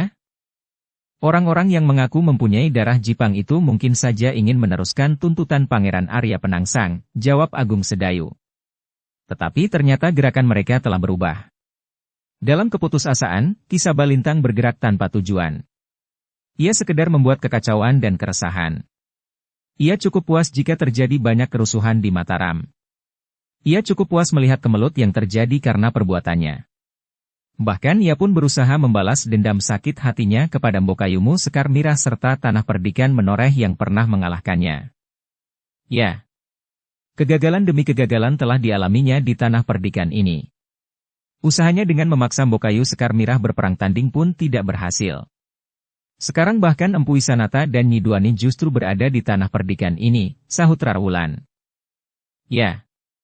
Semua gerakannya tidak pernah berhasil di mana-mana. Itulah yang membuatnya semakin berputus asa. Ia tidak lagi mempunyai gegayuhan apa-apa selain membuat kekacauan. Tetapi Ki Sabalintang masih mampu membujuk banyak orang berilmu tinggi untuk berpihak kepadanya. Mereka juga bukan orang-orang yang bercita-cita. Mereka memanfaatkan gerakan Ki Sabalintang ini untuk melindungi kejahatan yang dilakukannya. Mungkin 1-2 orang yang berada di pihak Ki Sabalintang bukan penjahat. Tetapi mereka tentu orang-orang yang tamak, yang terbujuk oleh janji-janji yang muluk-muluk. Mimpi indah dengan menaklukkan Mataram. Kemudian kekuasaan akan berpindah kembali kepada jalur Pangeran Arya Penangsang. Gelagah Putih mengangguk-angguk. Katanya, bukankah dengan demikian ada kemungkinan Ki Sabalintang memanfaatkan kehadiran Pangeran Puger di Demak untuk membuat keresahan di Demak? Pangeran Puger adalah bagian dari Mataram. Jika Ki Sabalintang tidak dapat mengganggu Mataram, maka Demak dalam masa peralihan adalah sasaran yang baik bagi Ki Sabalintang. Mungkin kau benar, Gelagah Putih. Jika demikian, apakah kami diperkenankan ikut dalam iring-iringan saat Pangeran Puger dan keluarganya serta para pengawalnya pergi ke Demak? Agung Sedayu termangu-mangu sejenak. Namun kemudian ia pun berkata, aku masih belum mengetahui, siapakah yang akan memimpin pasukan pengawal dari Mataram, serta kesatuan yang manakah yang akan mendapat perintah untuk mengantar Pangeran Puger sampai ke Demak. Gelagah Putih mengangguk-angguk. Namun ia pun kemudian bertanya, apakah ada para pejabat Mataram yang akan dipindahkan ke Demak? Mungkin hanya 2 atau 3 orang. Pengalaman yang pernah terjadi di Pajang dapat menjadi peringatan, bahwa yang terbaik, para pejabat di Demak adalah para pejabat yang sudah ada. Mungkin 1-2 lingkungan tugas masih harus dibenahi, tetapi tidak berlaku umum, semuanya disingkirkan dan diganti yang baru. Karena hal itu hanya akan menumbuhkan persoalan. Gelagah Putih menarik nafas panjang. Katanya, ya, aku mengerti, Kakang. Kita menunggu saja berita dari Mataram. Kapan Pangeran Puger akan berangkat ke Demak, dan siapakah senapati yang harus memimpin sekelompok prajurit pengawal? Kita pun belum tahu, dari kesatuan yang manakah yang harus menjadi pengawal itu. Ya, Kakang. Mudah-mudahan terbuka kesempatan bagiku untuk pergi bersama iring-iringan itu. Jika aku mengenal senapati yang bertugas, serta senapati itu mempercayaiku, aku akan berusaha agar kalian dapat pergi bersama iring-iringan itu. Setidak-tidaknya keberadaanmu di dalam iring-iringan itu diketahui oleh para prajurit Mataram, sehingga tidak akan terjadi salah paham, meskipun mungkin kalian harus mengusahakan sendiri bekal dan kelengkapan perjalanan. Jika kami diperkenankan membawa kuda. Seandainya kami tidak dapat naik kuda karena sebagian prajurit berjalan kaki, maka kuda kami akan dapat membawa bekal kami di perjalanan. Aku akan mencobanya. Terima kasih, Kakang. Jika perlu, aku akan pergi ke Mataram besok. Aku akan mencari keterangan. Yang kau lakukan berdua dengan Rara Wulan selama ini akan dapat menjadi bahan pertimbangan senapati yang akan bertugas mengawal Pangeran Puger ke Demak. Terima kasih, Kakang, sahut Rara Wulan. Kami ingin sekali untuk dapat ikut pergi ke Demak. Aku memang belum pernah ke Demak. Selain itu, mungkin kami akan mendapat kesempatan bertemu lagi dengan Ki Sabalintang. Malam itu, Rara Wulan menjadi gelisah. Ia benar-benar ingin dapat pergi ke Demak. Nalurinya mengatakan bahwa Ki Sabalintang akan memanfaatkan pergeseran itu. Di keesokan harinya, Agung Sedayu bersiap lebih pagi dari biasanya. Ketika ia berangkat ke baraknya, ia pun berkata, nanti aku akan pergi ke Mataram. Mungkin aku pulang terlambat. Baik, Kakang, jawab Sekar Mirah. Ketika Agung Sedayu berangkat, maka Gelagah Putih melepasnya di regol halaman, sementara Sekar Mirah dan Rara Wulan berdiri di tangga pendapa rumahnya. Demikian Agung Sedayu sampai ke baraknya, maka ia pun telah menunjuk 2 orang prajuritnya untuk menyertainya pergi ke Mataram. Apakah Ki Lurah dipanggil menghadap? Tidak. Tetapi aku ingin mendengar tentang keberangkatan Pangeran Puger ke Demak. Demikian matahari mulai memanjat naik, maka Agung Sedayu serta 2 orang prajuritnya telah memacu kudanya ke Mataram. Seperti biasanya, Agung Sedayu tidak langsung menemui para panglima dan senapati di Mataram, tetapi Agung Sedayu langsung menuju ke rumah Ki Patih Mandaraka. Ketika Agung Sedayu memasuki regol halaman kepatihan sambil menuntun kudanya, maka dilihatnya kuda Ki Patih Mandaraka sudah siap di depan pendapa. Ki Patih sudah akan pergi, bertanya Agung Sedayu kepada prajurit yang bertugas, yang sudah dikenalnya dengan baik. Ya. Ki Patih sudah memerintahkan menyiapkan kudanya. Tetapi Ki Patih sendiri belum nampak keluar. Apakah masih mungkin aku menghadap? Akan aku coba menyampaikan kepada petugas di dalam istana. Ketika lurah prajurit yang bertugas itu menemui Narpacundaka yang berada di serambi samping, maka Narpacundaka itu pun berkata, "Coba, aku sampaikan saja permohonan Ki Lurah Agung Sedayu itu." Agung Sedayu adalah seorang prajurit yang khusus bagi Ki Patih Mandaraka. Karena itu, ketika Narpacundaka itu menyampaikan kepadanya bahwa Ki Lurah Agung Sedayu akan menghadap, maka Ki Patih itu berkata, "Bawa Ki Lurah itu ke serambi. Aku akan memberikan waktu sedikit kepadanya." Agung Sedayu pun menyadari bahwa Ki Patih tentu tidak mempunyai banyak waktu. Karena itulah maka ia pun langsung kepada persoalannya. "Ki Patih, apakah Kanjeng Pangeran Puger akan segera berangkat dalam waktu dekat ini?" "Ya. Hari ini kami akan membicarakan keberangkatan Kanjeng Pangeran Puger. Apakah akan dilakukan pengawalan yang baik bagi iring-iringan keluarga Kanjeng Pangeran Puger?" "Kenapa kau bertanya seperti itu Ki Lurah?" "Ki Patih." Ternyata Gelagah Putih dan Rarawulan belum berhasil mengambil tongkat baja putih itu dari tangan Ki Sabalintang. Ki Patih pun mengangguk-angguk, sementara Agung Sedayu menceritakan dengan singkat apa yang telah terjadi dengan Gelagah Putih dan Rarawulan. Gelagah Putih mencemaskan bahwa Ki Sabalintang berusaha membalas dendam atas banyak sekali kegagalannya itu, tanpa memilih sasaran. Mungkin Demak akan menjadi tempat untuk menumpahkan dendamnya. Tetapi mungkin justru di perjalanan. Aku sependapat dengan kau, Ki Lurah. Aku akan menyampaikan hal ini nanti di dalam pertemuan di istana. Jika Ki Patih memperkenankan, aku akan menunggu di sini, hasil pembicaraan itu. Mungkin ada sesuatu yang dapat aku usulkan." Ki Patih Mandaraka termangu-mangu sejenak. Namun kemudian Ki Patih itu pun berkata, "Kau akan ikut aku ke istana, Ki Lurah.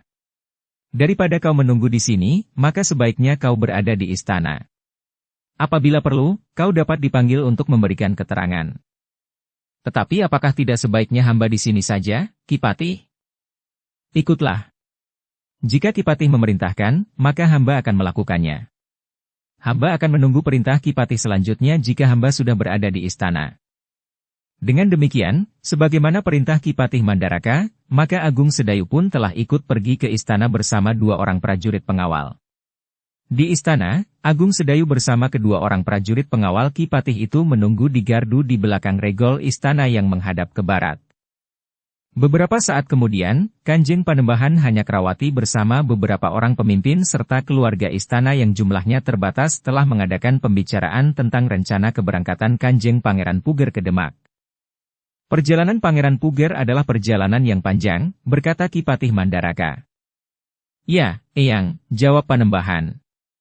"Tetapi Kakang Mas Pangeran Puger pergi ke tempat yang mungkin lebih baik daripada Kakang Mas Pangeran Puger tetap berada di Mataram." "Benar, Wayah Panembahan. Namun perjalanan yang panjang itu juga memerlukan perhatian, agar Wayah Pangeran Puger sampai ke tujuan dengan selamat." "Eyang," sahut Pangeran Puger, "Eyang tidak usah mencemaskan perjalanan kami. Ada beberapa orang abdi yang dapat dipercaya, yang memiliki kemampuan dalam olah kanuragan. Kakang Mas Pangeran Puger sendiri adalah prajurit Linui, Eyang. Bersama dengan abdi Kapangranan, maka tidak akan ada yang dapat mengganggu perjalanan mereka." "Aku mengerti, Wayah. Tetapi ada baiknya aku menceritakan serba sedikit tentang orang yang memiliki tongkat baja putih itu." "Orang-orang perguruan Kedung Jati itu?" bertanya Kanjeng Panembahan. "Ya, Wayah. Aku pernah mendengar, Eyang," sahut Pangeran Puger. "Tetapi apakah mereka cukup berbahaya?" "Ya, Wayah," jawab Ki Patih Mandaraka, yang kemudian telah menceritakan pertemuan Ki Sabalintang dengan Gelagah Putih dan Rarawulan. Meskipun Gelagah Putih dan Rarawulan mendapat bantuan dari beberapa orang tua yang berbekal ilmu yang tinggi, namun Ki Sabalintang itu masih dapat meloloskan diri, meskipun harus mengorbankan beberapa orang pengikutnya. Gerombolan yang dipimpin oleh Ki Sabalintang yang mengatasnamakan perguruan Kedung Jati itu terdapat gerombolan-gerombolan orang jahat, yang memanfaatkan gerakan Ki Sabalintang. Iring-iringan wayah Pangeran Puger sekeluarga tentu bukannya sekedar membawa pedang dan tombak, sebagaimana sepasukan prajurit dalam perjalanan jauh. Tetapi tentu juga ada harta benda yang berharga. Nah, bukankah kemungkinan itu akan dapat memanggil gerombolan bercampur baur?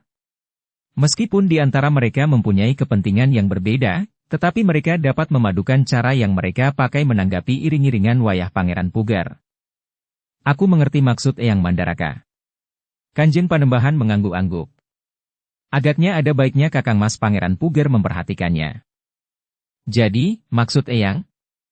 Aku ingin menasehatkan agar perjalanan wayah Pangeran Puger dikawal bukan saja oleh para abdi Kapangranan, meskipun mereka juga prajurit.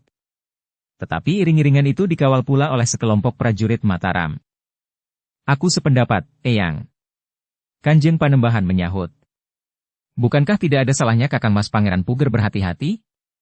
Mungkin memang tidak akan terjadi apa-apa di perjalanan. Tetapi semakin banyak kawan seperjalanan pada perjalanan panjang, rasa-rasanya akan lebih baik. Lebih banyak yang dapat diajak berbincang di saat-saat beristirahat. Pangeran Puger pun mengangguk-angguk. Katanya, baiklah. Aku sama sekali tidak keberatan. Bukankah tidak ada buruknya? Justru lebih banyak baiknya. Tetapi para prajurit yang akan mengawal itu harus membawa bekal sendiri. Yang hadir di pertemuan itu pun tertawa. Sementara itu, beberapa orang pemimpin dan keluarga istana juga mengisyaratkan bahwa lebih baik bagi Pangeran Puger untuk membawa pengawal sekelompok prajurit. Jika demikian, siapakah yang akan kita perintahkan untuk mengawal Kakang Mas Pangeran Puger? Bertanya Kanjeng Panembahan. Ki Patih Mandaraka tiba-tiba saja teringat kepada Ki Lurah Agung Sedayu yang menunggunya di luar. Ia adalah pemimpin prajurit dari pasukan khusus yang ada di Tanah Perdikan Menoreh. Karena itu, dengan serta-merta tanpa berpikir panjang lagi, Ki Patih Mandaraka itu pun berkata, di luar ada seorang lurah prajurit yang memimpin pasukan khusus yang berada di Tanah Perdikan Menoreh. Siapa? Bertanya Kanjeng Panembahan. Ki Lurah Agung Sedayu. Kanjeng Panembahan mengerutkan dahinya. Sementara itu Pangeran Puger pun bertanya. Yang istrinya dikabarkan telah bergabung dengan orang-orang dari perguruan Kedung Jati. Iya, Pangeran. Tetapi bukankah itu tidak benar? Tentu tidak.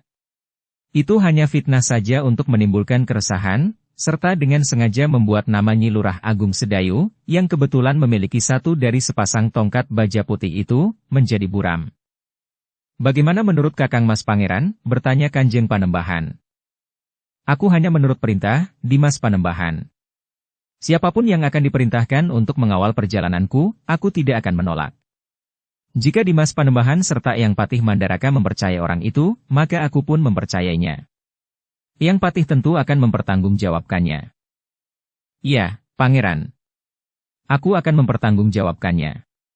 Gelagah Putih dan Rara Wulan yang telah memerankan Ki Sabalintang serta Nyi Lurah Agung Sedayu untuk mengimbangi fitnah yang dilancarkan oleh Ki Sabalintang itu, adalah adik sepupu Ki Lurah Agung Sedayu, Pangeran. Gelagah Putih dan Rara Wulan yang Eyang ceritakan telah berhasil memancing Ki Sabalintang dalam pertempuran, tetapi gagal merebut tongkat baja putihnya itu? Iya, Pangeran. Pangeran Puger itu pun mengangguk-angguk. Katanya, baiklah. Biarlah Ki Lurah Agung Sedayu menyertai perjalananku ke Demak. Agar wayah Panembahan dapat langsung memberikan perintah, apakah aku diperkenankan memanggil Ki Lurah Agung Sedayu? Baiklah, Eyang. Aku ingin berbicara langsung dengan Ki Lurah. Kakang Mas Pangeran Puger agaknya juga perlu berhubungan langsung dengan orang itu. Ki Patih Mandaraka sendirilah yang kemudian memanggil Ki Lurah Agung Sedayu dan dibawanya menghadap Kanjeng Panembahan Hanyakrawati. Kanjeng Panembahan pun kemudian telah menuntaskan perintahnya kepada Ki Lurah Agung Sedayu untuk membawa prajurit-prajuritnya dari pasukan khusus, mengawal Pangeran Puger yang akan pergi sekeluarga ke Demak, karena Pangeran Puger akan memegang pimpinan pemerintahan di Kadipaten Demak. Sebenarnya lah bahwa Ki Lurah Agung Sedayu pun merasa gembira oleh perintah itu. Meskipun demikian, Ki Lurah itu masih saja tetap menundukkan wajahnya sambil menjawab. Hamba akan menjalankan titah Kanjeng Panembahan dengan sebaik-baiknya. Aku percayakan keselamatan perjalanan keluargaku kepadamu, Ki Lurah, berkata Pangeran Puger kemudian. Tugas ini adalah tugas yang sangat berat bagi hamba, berkata Ki Lurah Agung Sedayu kemudian. Kepercayaan Kanjeng Pangeran hamba junjung tinggi. Bagus. Kau sudah mulai dapat bersiap-siap hari ini. Besok kapan Kanjeng Pangeran Puger akan berangkat? Pangeran Puger termangu-mangu sejenak. Namun kemudian Pangeran Puger itu pun bertanya. Kapan aku harus berangkat ke Demak, Dimas? Terserah saja menurut Kakang Mas. Mungkin Kakang Mas memerlukan saat terbaik untuk berangkat. Jika demikian, aku akan berangkat pekan depan pada hari Anggara Manis. Kenapa Kakang Mas memilih hari Anggara Manis? Bukankah itu hari kelahiranku? Oh iya. Aku agak lupa, Kakang Mas. Tentu Dimas tidak sempat mengingat-ingat hari kelahiranku, karena tugas Dimas banyak sekali. Kanjeng Panembahan tersenyum. Katanya. Mungkin, Kakang Mas.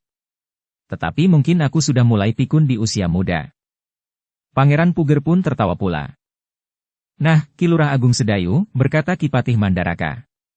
Kau tahu bahwa Pangeran Puger akan berangkat pekan depan pada hari Anggara Manis. Dengan demikian, maka sekelompok prajuritmu yang akan kau tugaskan mengawal Pangeran Puger harus sudah siap sehari sebelumnya. Juga segala sesuatu, perlengkapan serta bekal yang akan kau bawa ke Demak. Hamba, Ki Patih.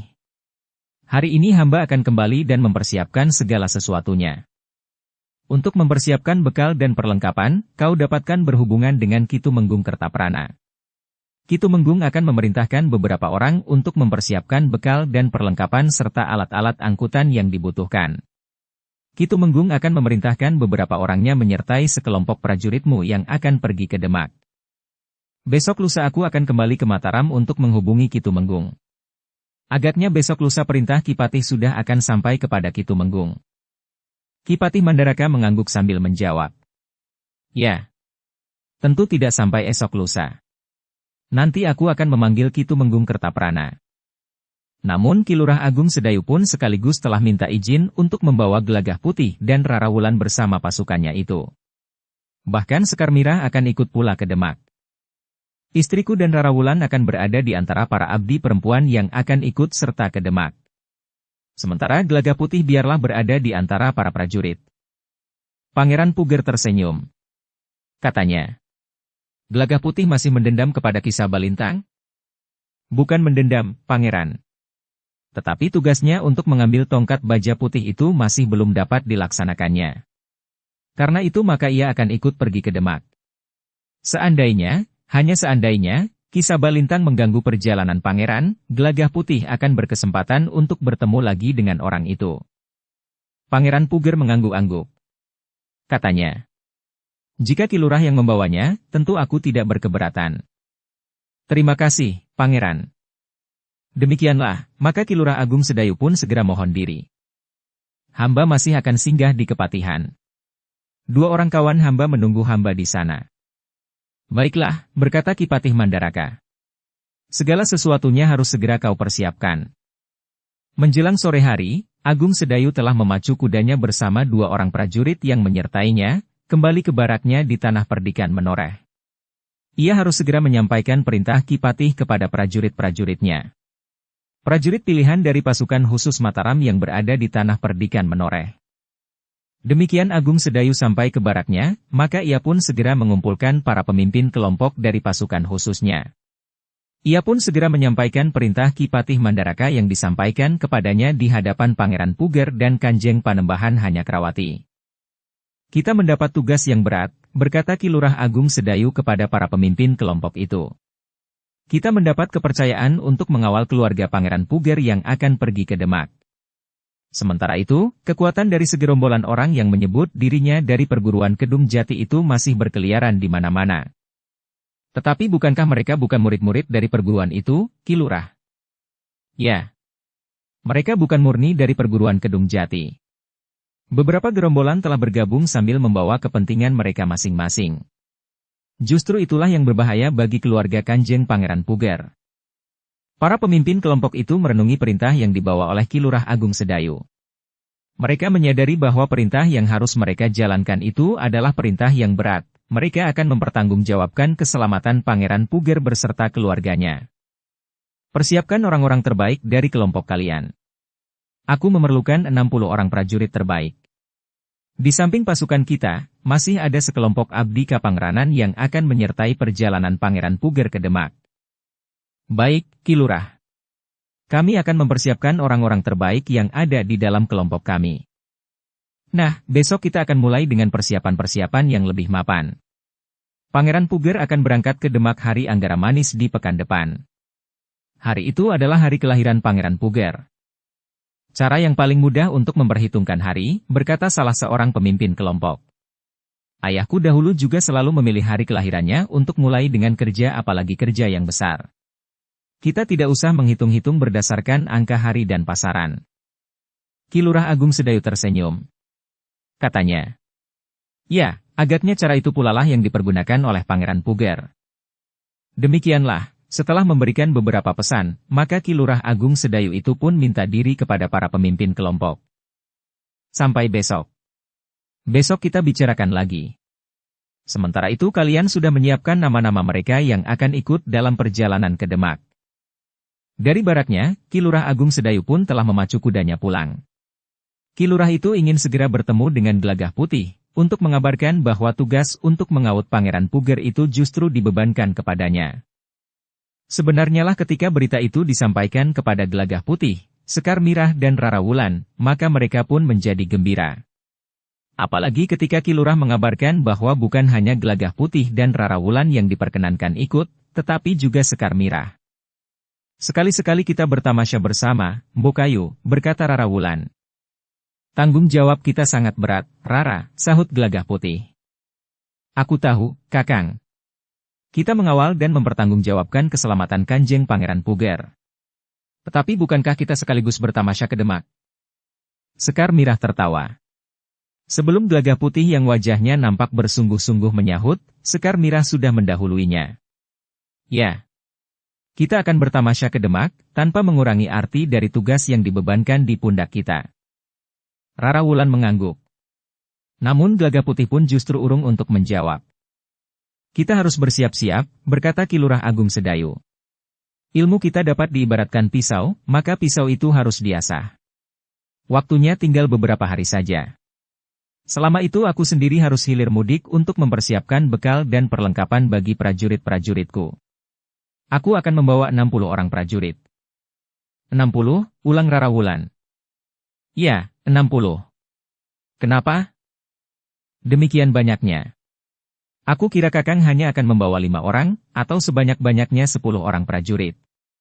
Bukankah ada beberapa orang abdi Kapangranan yang juga akan berangkat, serta mempunyai kemampuan seorang prajurit?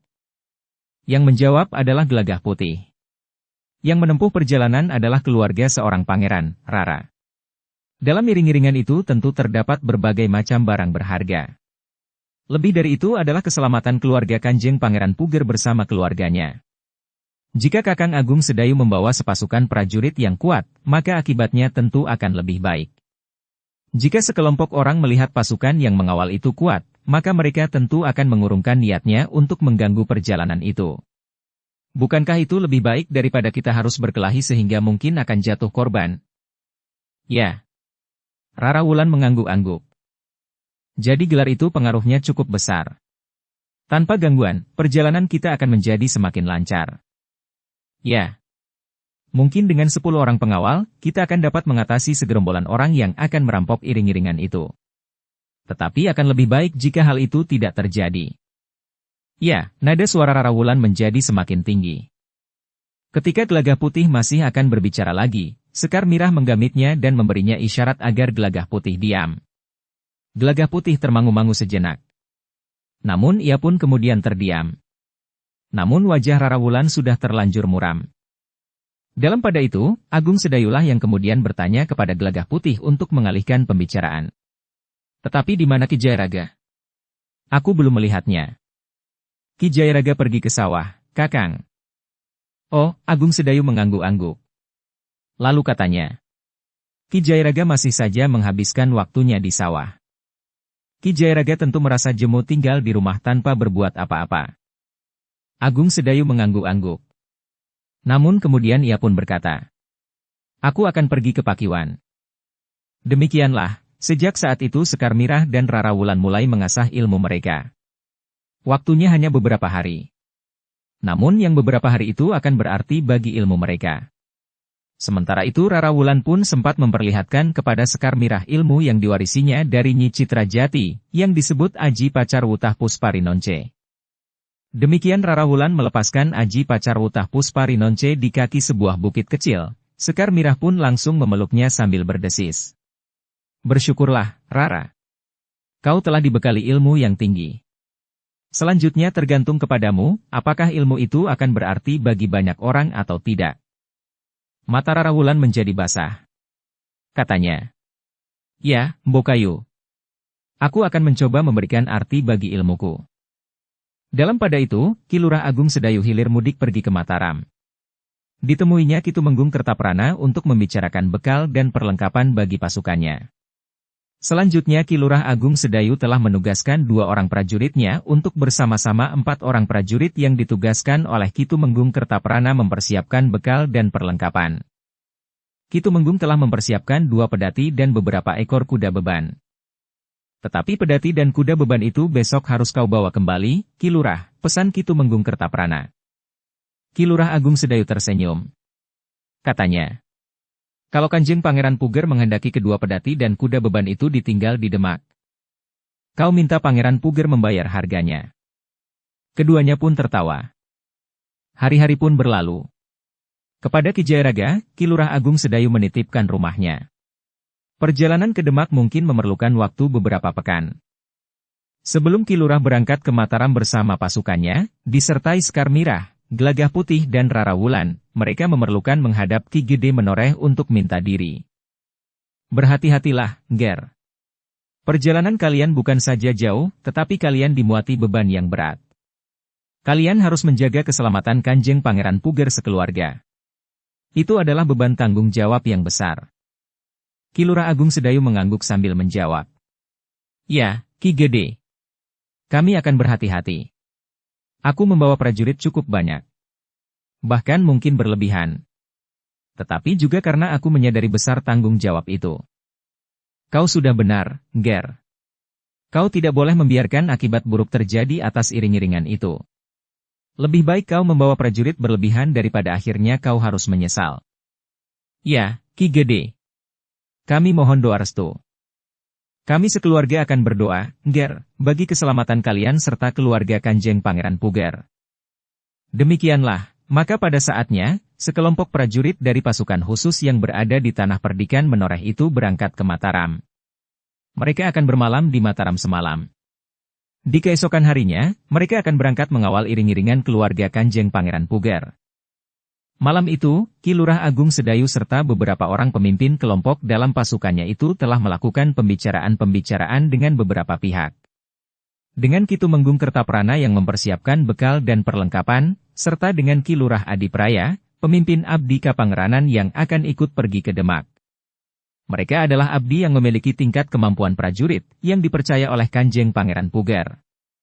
Sementara itu, bersama mereka adalah beberapa orang dayang dan abdi perempuan. Ki Lurah Agung Sedayu telah menempatkan Sekar Mirah dan Rara Wulan bersama mereka. "Bagaimana aku membawa tongkatku?" desis Sekar Mirah. "Titipkan saja kepada Kakang Gelagah Putih," sahut Rara Wulan. Sekar Mirah mengangguk-angguk. Jika ia sendiri membawa tongkat itu di antara para dayang dan abdi perempuan, maka tongkat itu akan sangat menarik perhatian. Tetapi Sekar Mirah telah membuat selongsong kulit untuk sarung tongkat baja putihnya, sehingga ketika tongkat itu diselipkan di pinggang Gelagah Putih, tidak menarik perhatian orang lain. Menjelang tengah malam, maka segala sesuatunya telah siap. Selain 60 orang prajurit dari pasukan khusus, ikut pula 5 orang prajurit yang ditugaskan oleh Ki Tumenggung Kertaprana untuk melayani bekal dan perlengkapan. 4 orang prajurit yang harus mempersiapkan makan dan minum bagi para prajurit dari pasukan khusus itu. Dengan demikian, maka iring-iringan itu pun menjadi iring-iringan yang panjang. Kanjeng Pangeran Puger membawa beberapa buah pedati yang berisi barang-barang berharga serta pusaka-pusaka, dan senjata-senjata yang khusus. Pedati yang lain berisi bekal dan perlengkapan. Bukan saja untuk di perjalanan, tetapi juga pada hari-hari awal berada di Demak. Di pagi hari berikutnya, menjelang matahari terbit, maka iring-iringan itu pun telah dilepas langsung oleh Kanjeng Panembahan Hanyakrawati. Memang agak berat bagi Pangeran Puger meninggalkan Mataram. Namun Pangeran Puger berharap bahwa di tempatnya yang baru, keluarganya akan mendapat kesempatan yang lebih baik. Di paling depan, beberapa orang abdi yang terpercaya. Mereka mengenakan pakaian khusus sebagai abdi Kapangranan. Beberapa orang bersenjata tombak pendek. Yang lain membawa pedang. Sedangkan mereka yang berjalan di sebelah menyebelah setiap pedati adalah abdi yang bersenjata pedang dan perisai. Kanjeng Pangeran Puger sendiri duduk di atas punggung kuda, di sebelah sebuah pedati yang berisi keluarga dekatnya. Di belakangnya adalah pedati yang berisi para dayang terdekat. Kemudian di belakangnya lagi adalah pedati yang berisi para abdi perempuan, termasuk di dalamnya Sekar Mirah dan Rara Wulan. Di belakangnya adalah pedati yang berisi barang-barang berharga dan pusaka-pusaka serta senjata-senjata yang khusus. 4 orang petugas khusus berkuda di sebelah menyebelahnya. Beberapa buah peti yang berada di dalam pedati itu ditutup dengan kain berwarna hitam legam. Masih ada beberapa pedati lagi yang diawasi oleh para abdi. Baru di belakang pedati yang terakhir adalah prajurit dari pasukan khusus. Ki Lurah Agung Sedayu duduk di atas kudanya yang besar dan tegar. Demikian pula 6 orang pembawa bekal dan perlengkapan bagi para prajurit itu, yang dilayani oleh para prajurit atas perintah Ki Tumenggung Kertaprana. Sedangkan Gelagah Putih ada bersama dengan mereka, duduk di atas punggung kudanya yang banyak dikagumi orang. Bahkan di perjalanan, seorang prajurit yang kagum akan kuda itu berkata, "Aku boleh mencoba kudamu?" "Silahkan, Kisanak." "Silahkan." Gelagah Putih pun segera meloncat turun, sementara orang itu dengan dada tengadah naik ke punggung kuda itu. Dilarikannya kuda itu justru ke arah yang sebaliknya dari iring-iringan itu. Kemudian diputarnya arah kudanya dan berpacu menyusul iring-iringan itu kembali. "Kuda yang bagus sekali," desis prajurit itu ketika ia kemudian turun. Namun ternyata kawannya yang lain ingin mencobanya pula. Namun ketika prajurit yang ketiga ingin mencobanya, maka nampaknya ia menjadi ragu-ragu. "Kau tidak usah mencoba kuda yang besar dan tegar itu," berkata kawannya yang juga tidak ingin mencobanya. "Nanti kau dilemparkan dari punggungnya. Sebaiknya kau coba saja naik kuda beban ini. Ia tidak akan dapat berlari cepat." Yang mendengar gurau itu tertawa. Prajurit yang ragu-ragu itu pun tertawa pula. Bahkan akhirnya ia pun berkata, "Besok saja, setelah kita sampai di Demak, aku akan mencoba kudamu di alun-alun. Kau akan menjadi tontonan orang-orang Demak," sahut kawannya yang lain. Suara tertawa itu terdengar lagi. Nampaknya Gelagah Putih dengan cepat dapat larut dalam lingkungan para prajurit yang ditugaskan oleh Ki Tumenggung Kertaprana itu. Di antara mereka terdapat pula para prajurit yang bertugas menyiapkan makan dan minum pasukan yang dipimpin oleh Ki Lurah Agung Sedayu itu. Dalam pada itu, iring-iringan itu bergerak dengan lambat sekali. Pedati-pedati yang ada di dalam iring-iringan itu tidak dapat dipaksa untuk bergerak lebih cepat. "Kita akan bermalam sedikitnya 3 malam di perjalanan," berkata salah seorang prajurit yang berjalan di samping Gelagah Putih, sementara kuda Gelagah Putih berjalan tanpa penunggang di sebelah pedati yang membawa bekal dan perlengkapan bagi para prajurit, dengan mengikat kendalinya pada tiang pedati. "Apakah kita tidak akan dapat mencapai Demak pada hari ketiga, sehingga kita hanya bermalam 2 malam di perjalanan?" Prajurit itu menggeleng. Katanya, "Dengan menyerap seperti ini, kita tidak akan dapat mencapai Demak pada hari ketiga." "Kau sudah pernah ke Demak?" bertanya kawannya, seorang prajurit yang duduk di bibir pedati, justru menghadap ke belakang. "Sudah. Aku sudah beberapa kali pergi ke Demak. Ada saudaraku tinggal di Demak. Ikut istrinya. Istrinya memang berasal dari Demak. Tetapi bekal kita cukup untuk 5 hari, jika terpaksa." "Nanti di perjalanan pulang," bertanya Gelagah Putih, "kita mencari bekal di Demak." Dalam pada itu, matahari pun semakin lama menjadi semakin tinggi. Panasnya mulai terasa menggigit kulit.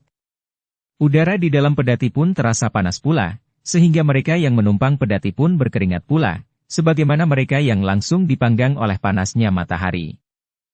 Iring-iringan itu sendiri ternyata mendapat perhatian yang sangat besar, bukan saja oleh rakyat Mataram yang melepas kepergian Pangeran Puger dengan berjejal berdiri di pinggir jalan sampai ke gerbang kota, Tetapi di padukuhan-padukuhan yang dilewati, iring-iringan itu juga mendapat perhatian dan besar.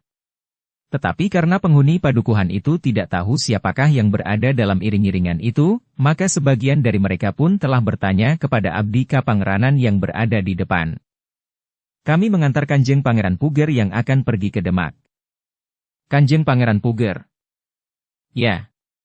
Para penghuni padukuhan yang berdiri di sepanjang jalan induk padukuhan mereka itu pun segera berjongkok sambil menyembah, meskipun kadang-kadang nampak sangat canggung.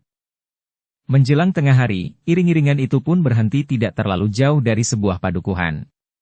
Dua orang berkuda yang mendahului iring-iringan itu memang bertugas untuk mencari tempat yang pantas untuk berhenti. Ketika mereka menemukan sebuah belumbang yang airnya bening di dekat sebuah padang rumput yang merupakan tempat yang baik untuk menggembalakan kambing dan kerbau, maka mereka pun memutuskan untuk mengusulkan tempat itu menjadi tempat untuk beristirahat. Mata air di dekat belumbang itu menjadi sangat berarti bagi mereka. Para prajurit yang bertugas menyiapkan makan dan minum bagi para pengawal, serta para abdi Kapangranan yang juga bertugas, segera menjadi sibuk. Namun mereka adalah orang-orang terlatih, sehingga segera menyiapkan perapian serta menyalakan api. Membersihkan beras dan kemudian menanak nasi serta membuat lauk pauk. Sementara itu, keluarga Pangeran Puger serta para abdi pun telah turun dari pedati, dan berlindung di bawah pepohonan yang rimbun di seputar belumbang itu. Bahkan Pangeran Puger itu tidak berkeberatan jika ada di antara mereka yang ingin mandi. Namun Pangeran Puger itu memperingatkan. Kalian memang akan merasa segar jika mandi. Tetapi nanti jika kita meneruskan perjalanan, akan terasa semakin panas.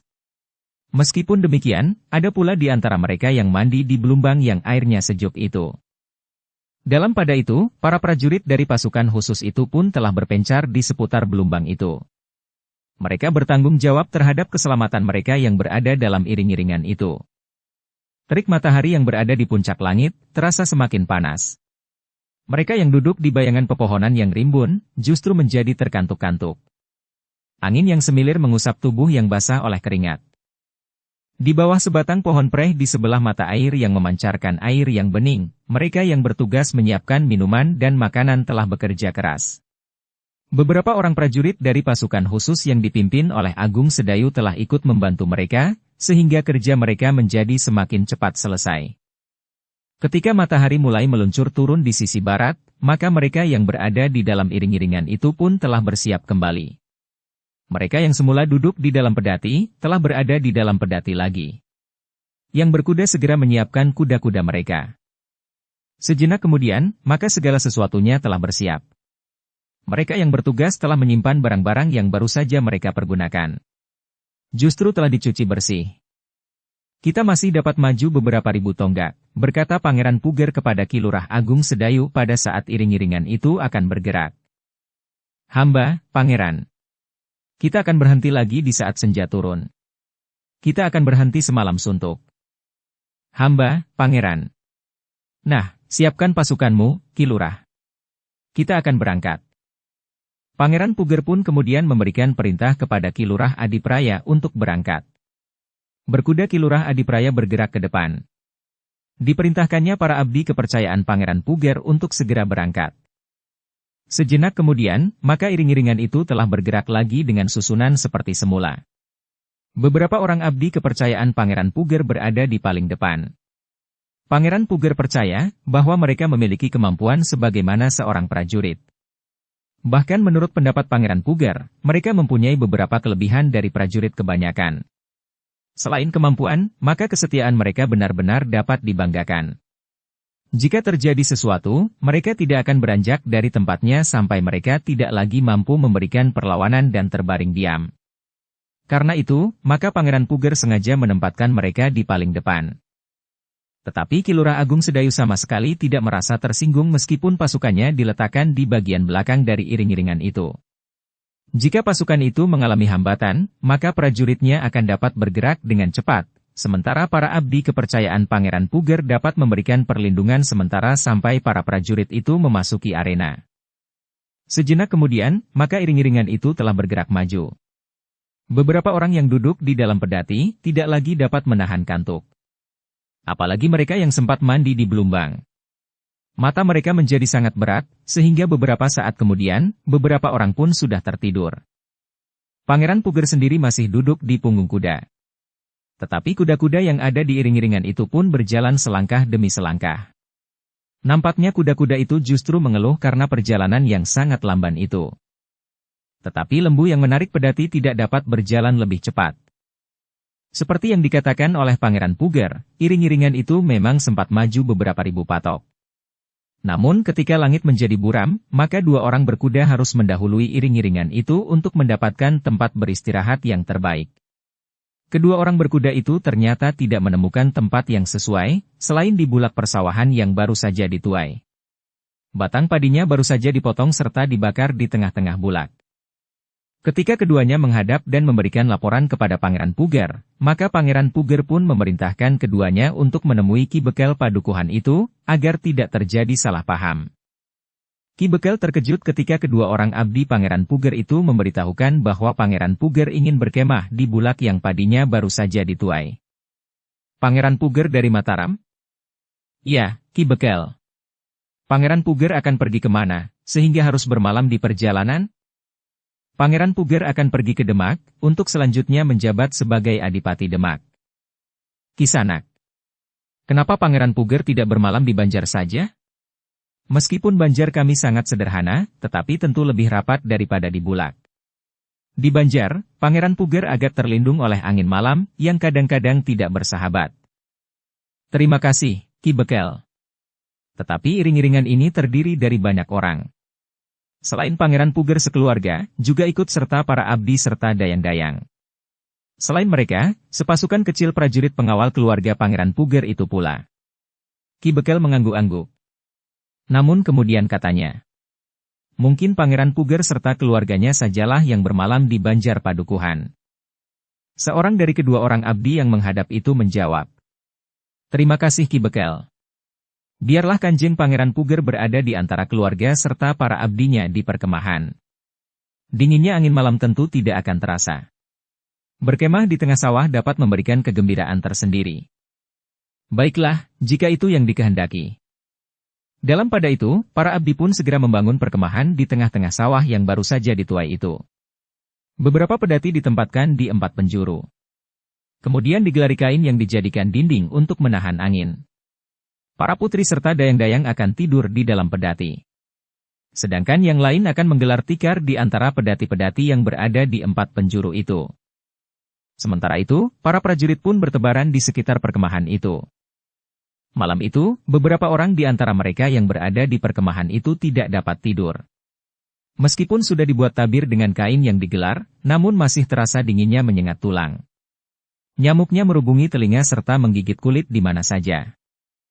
Berbeda dengan mereka, para prajurit yang tersebar di mana-mana, yang tidak sedang bertugas, segera tertidur nyenyak. Gelagah Putih pun sempat tidur pula bersama para prajurit yang bertugas untuk mempersiapkan makan dan minuman. Besok pagi-pagi buta, Gelagah Putih pun akan ikut terbangun pula bersama para prajurit yang bertugas itu, karena mereka harus mempersiapkan makan pagi. Kita besok akan menyiapkan makan siang sekaligus, berkata prajurit yang bertugas itu. Besok siang, pada saat iring-iringan ini beristirahat, kita tinggal memanasinya sedikit.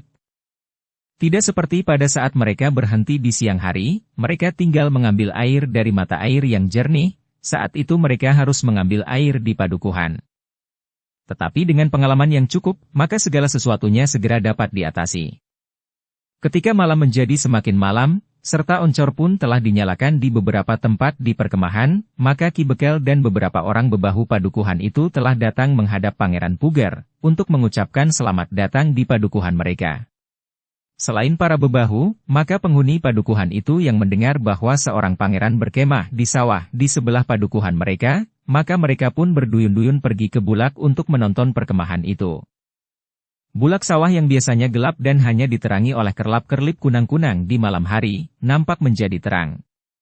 Tetapi orang-orang padukuhan itu tidak berani mendekat, karena di mana-mana bertebaran para prajurit yang berjaga-jaga. Ki Bekel dan para bebahu tidak lama berada di perkemahan. Meskipun Pangeran Puger menerima mereka dengan ramah, tetapi nampak bahwa Pangeran Puger itu sudah letih dan ingin beristirahat. Meskipun Ki Bekel dan para bebahu kemudian segera mohon diri, tetapi orang-orang padukuhan masih saja menonton perkemahan itu dari kejauhan. Pemandangan di tengah bulak itu terasa sangat menarik bagi mereka. Mereka belum pernah melihat meriahnya sebuah perkemahan. Apalagi perkemahan yang diselenggarakan oleh seorang pangeran dalam sebuah perjalanan yang jauh. Baru lewat wayah sepi wong, orang-orang padukuhan itu satu demi satu pulang ke padukuhan. Malam itu tidak terjadi sesuatu yang dapat mengganggu perjalanan Pangeran Puger. Sebelum matahari terbit, segala sesuatunya telah siap. Semua orang di dalam iring-iringan itu telah makan pagi serta minum minuman hangat. Seperti yang direncanakan, para prajurit yang bertugas menyediakan makan itu telah menyiapkan makan sekaligus buat siang nanti, jika mereka beristirahat. Hari itu iring-iringan itu berjalan tanpa hambatan, selain kelelahan. Mereka tidak hanya beristirahat sekali, tetapi 2 kali, sebelum mereka mencari tempat berkemah di malam harinya. Kita masih harus bermalam semalam lagi di perjalanan, desis seorang pimpinan kelompok dari pasukan khusus yang dipimpin oleh Agung Sedayu. Ya. Agung Sedayu mengangguk-angguk. Tetapi tidak apa-apa, asal kita selamat sampai ke Demak. Perjalanan menjadi semakin lamban. Ya. Di antara mereka yang berada di iring-iringan ini adalah para putri. Mereka tentu merasa sangat letih menempuh perjalanan ini. Meskipun ada di antara mereka yang masih sempat bergurau, tetapi tertawa mereka tidak lagi memancar bening. Pada malam kedua, iring-iringan itu justru berhenti di sebuah padukuhan yang besar. Di padukuhan itu tersedia sebuah banjar yang besar, yang tertata rapi, seakan-akan memang sudah disediakan untuk menginap Pangeran Puger serta keluarganya. Sebenarnya Pangeran Puger tidak berniat untuk berkemah di banjar itu. Yang akan mendapat tempat yang baik hanyalah Pangeran Puger dan keluarganya, sedang yang lain akan bertebaran di halaman dan kebun belakang. Tetapi Ki Bekel yang dengan tergesa-gesa menyongsong iring-iringan itu berkata, "Tidak, Pangeran. Ada beberapa rumah yang dapat dipergunakan oleh para pengiring." Pangeran Puger termangu-mangu. Ketika ia berpaling kepada Ki Lurah Adipraya, maka Ki Lurah pun berkata, "Biarlah hamba melihat keadaannya lebih dahulu, Pangeran." "Baik. Lihatlah rumah-rumah yang dikatakan itu. Hamba akan melihat-lihat bersama Ki Lurah Agung Sedayu." Sejenak kemudian, maka Ki Lurah Adipraya, Ki Lurah Agung Sedayu serta 2 orang abdi yang lain, mengikuti seorang bebahu padukuhan itu untuk melihat-lihat rumah sebagaimana dikatakan oleh Ki Bekel itu. 4 buah rumah sudah dilihat. Rumah itu nampak bersih terawat. Bahkan agaknya terasa sangat bersih. Nah, biarlah para abdi bermalam di rumah-rumah itu. Bahkan jika masih kurang tempat, masih ada 2 rumah yang lain yang dapat dipergunakan. Ki Lurah Adipraya mengangguk-angguk. Katanya, "Baiklah. Aku akan menyampaikannya kepada Pangeran Puger. Kalian pun tidak usah sibuk menyediakan makan bagi Pangeran Puger dan para pengiringnya. Kami sudah menyiapkannya bagi kalian." "Terima kasih," berkata Ki Lurah Adipraya. "Pangeran Puger akan sangat berterima kasih pula kepada kalian." Namun Ki Lurah Agung Sedayu pun berkata, "Tetapi Kisanak, kami sudah membawa bekal serta juru masak. Kisanak serta para bebahu padukuhan ini tidak perlu terlalu sibuk untuk menyediakan makan bagi kami." "Tidak apa-apa, Kisanak. Bahkan Kanjeng Pangeran Puger bersedia bermalam di padukuhan ini saja, merupakan satu kehormatan yang sangat tinggi bagi kami. Karena itu, mohon jangan menolak suguhan yang akan kami siapkan." "Tidak usah, Kisanak. Biarlah kami sediakan makan dan minum kami, termasuk Kanjeng Pangeran Puger." Ki Lurah Adipraya memandang Ki Lurah Agung Sedayu dengan kerut di dahi. Namun ia masih menyimpan pertanyaan yang bergetar di hatinya.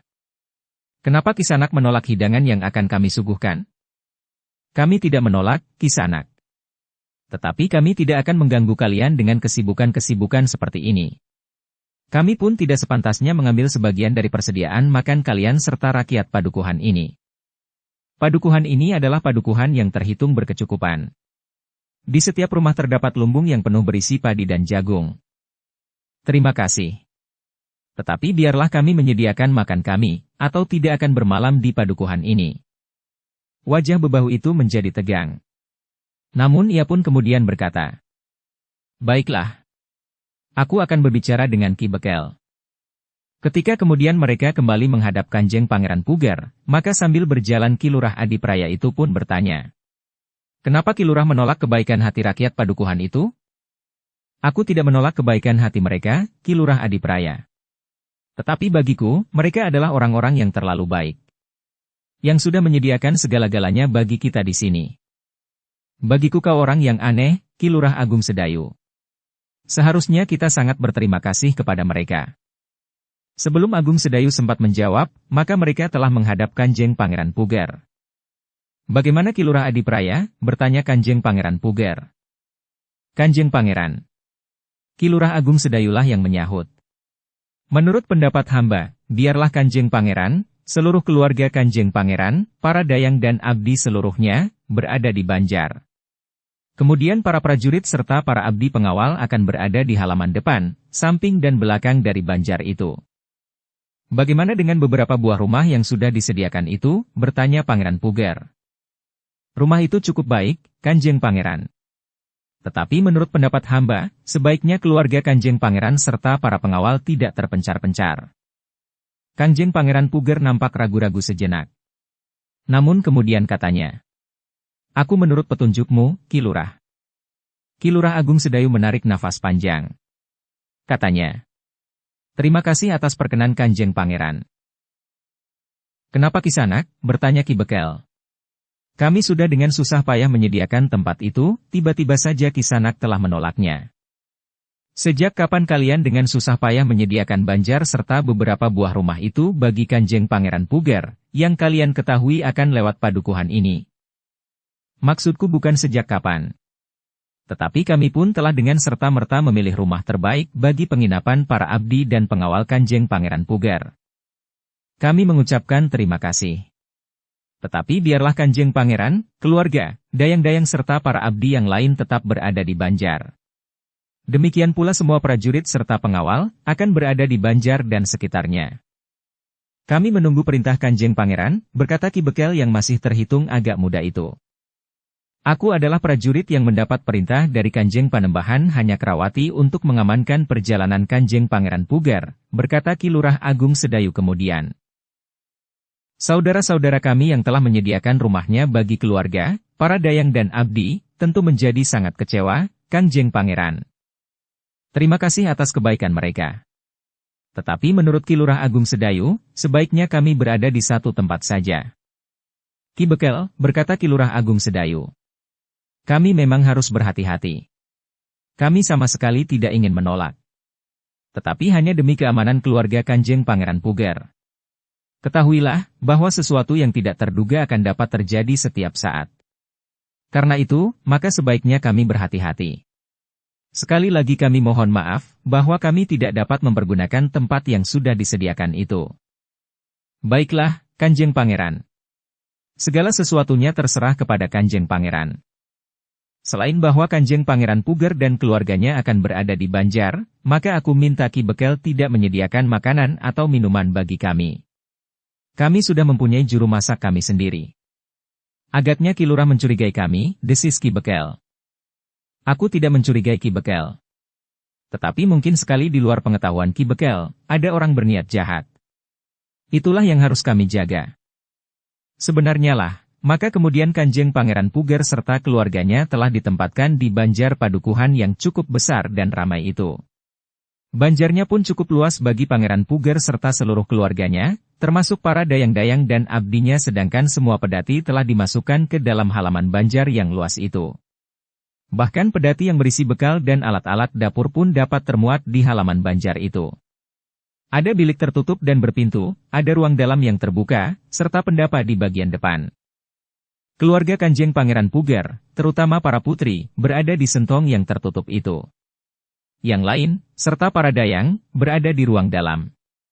Sedangkan para abdi berada di pendapa. Sekar Mirah dan Rarawulan juga berada di pendapa bersama para abdi perempuan yang lain. Sementara itu para abdi pengawal, sebagian berada di serambi samping kiri dan kanan. 4 orang bertugas di pendapa. Di halaman depan, samping dan belakang, bertebaran prajurit dari pasukan khusus yang dipimpin oleh Ki Lurah Agung Sedayu. Dalam pada itu, Kanjeng Pangeran Puger telah memerintahkan Ki Lurah Adipraya serta 2 abdi pengawal yang terpercaya untuk berada di ruang dalam. Selain untuk menjaga keselamatan keluarganya, Pangeran Puger juga membutuhkan kawan untuk berbincang. Dalam pada itu, para prajurit yang bertugas menyiapkan makanan dan minuman pun menjadi sibuk. Ki Lurah Agung Sedayu sendiri yang menilik air yang akan dipergunakan. Dengan mencicipi air itu, Ki Lurah akan dapat mengetahui apakah air itu beracun atau tidak. Air ini kami ambil dari sumur di sebelah, berkata prajurit yang bertugas mengambil air itu. Baik. Kau dapat mempergunakannya. Malam itu, keluarga Kanjeng Pangeran Puger mendapat tempat menginap lebih baik dari malam sebelumnya. Malam sebelumnya mereka tidur di bulak yang dingin. Di atas tanah yang keras dan sedikit gatal oleh tonggak batang padi yang kering. Sedangkan malam itu, mereka berada di banjar yang bersih dan hangat. Setelah makan malam serta pergi ke pakiwan bergantian, maka para putri pun telah berada di dalam bilik di dalam banjar itu. Para dayang berada di ruang dalam, sementara para abdi yang lain berada di pendapa. Kanjeng Pangeran Puger sendiri masih duduk di ruang dalam bersama Ki Lurah Adipraya serta dua orang kepercayaannya. Ki Lurah Agung Sedayu terlalu berhati-hati, desis Ki Lurah Adipraya. Ia tidak berpikir bahwa sikapnya itu dapat menyakiti hati orang-orang padukuhan ini, sehingga pada kesempatan yang lain, orang-orang padukuhan ini akan menjadi acuh tak acuh terhadap para priagung yang lewat. Ia seorang prajurit dari pasukan khusus, Ki Lurah, berkata Pangeran Puger. Sikapnya yang sangat berhati-hati itu dapat dimengerti. Sementara itu, Ki Lurah Agung Sedayu telah memerintahkan beberapa orang terbaiknya untuk memencar di sekitar banjar. Kalian harus berada di halaman-halaman sebelah menyebelah banjar ini. Usahakan untuk mengetahui jika ada gerakan apapun juga. Ingat, dalam keadaan yang paling gawat, orang-orang yang berniat buruk dapat menyebarkan sirep. Kalian adalah prajurit dari pasukan khusus, tahu caranya mengatasi sirep. Ya, Ki Lurah. Pengamanan bagi iring-iringan ini memang lebih mudah dilakukan jika kita berkemah di tempat terbuka. Ya, Ki Lurah. Di tempat terbuka pandangan kita lepas sampai jarak yang agak jauh. Bersambung ke bab 497. Dukung kami dengan subscribe, follow, like, komen dan share. Terima kasih.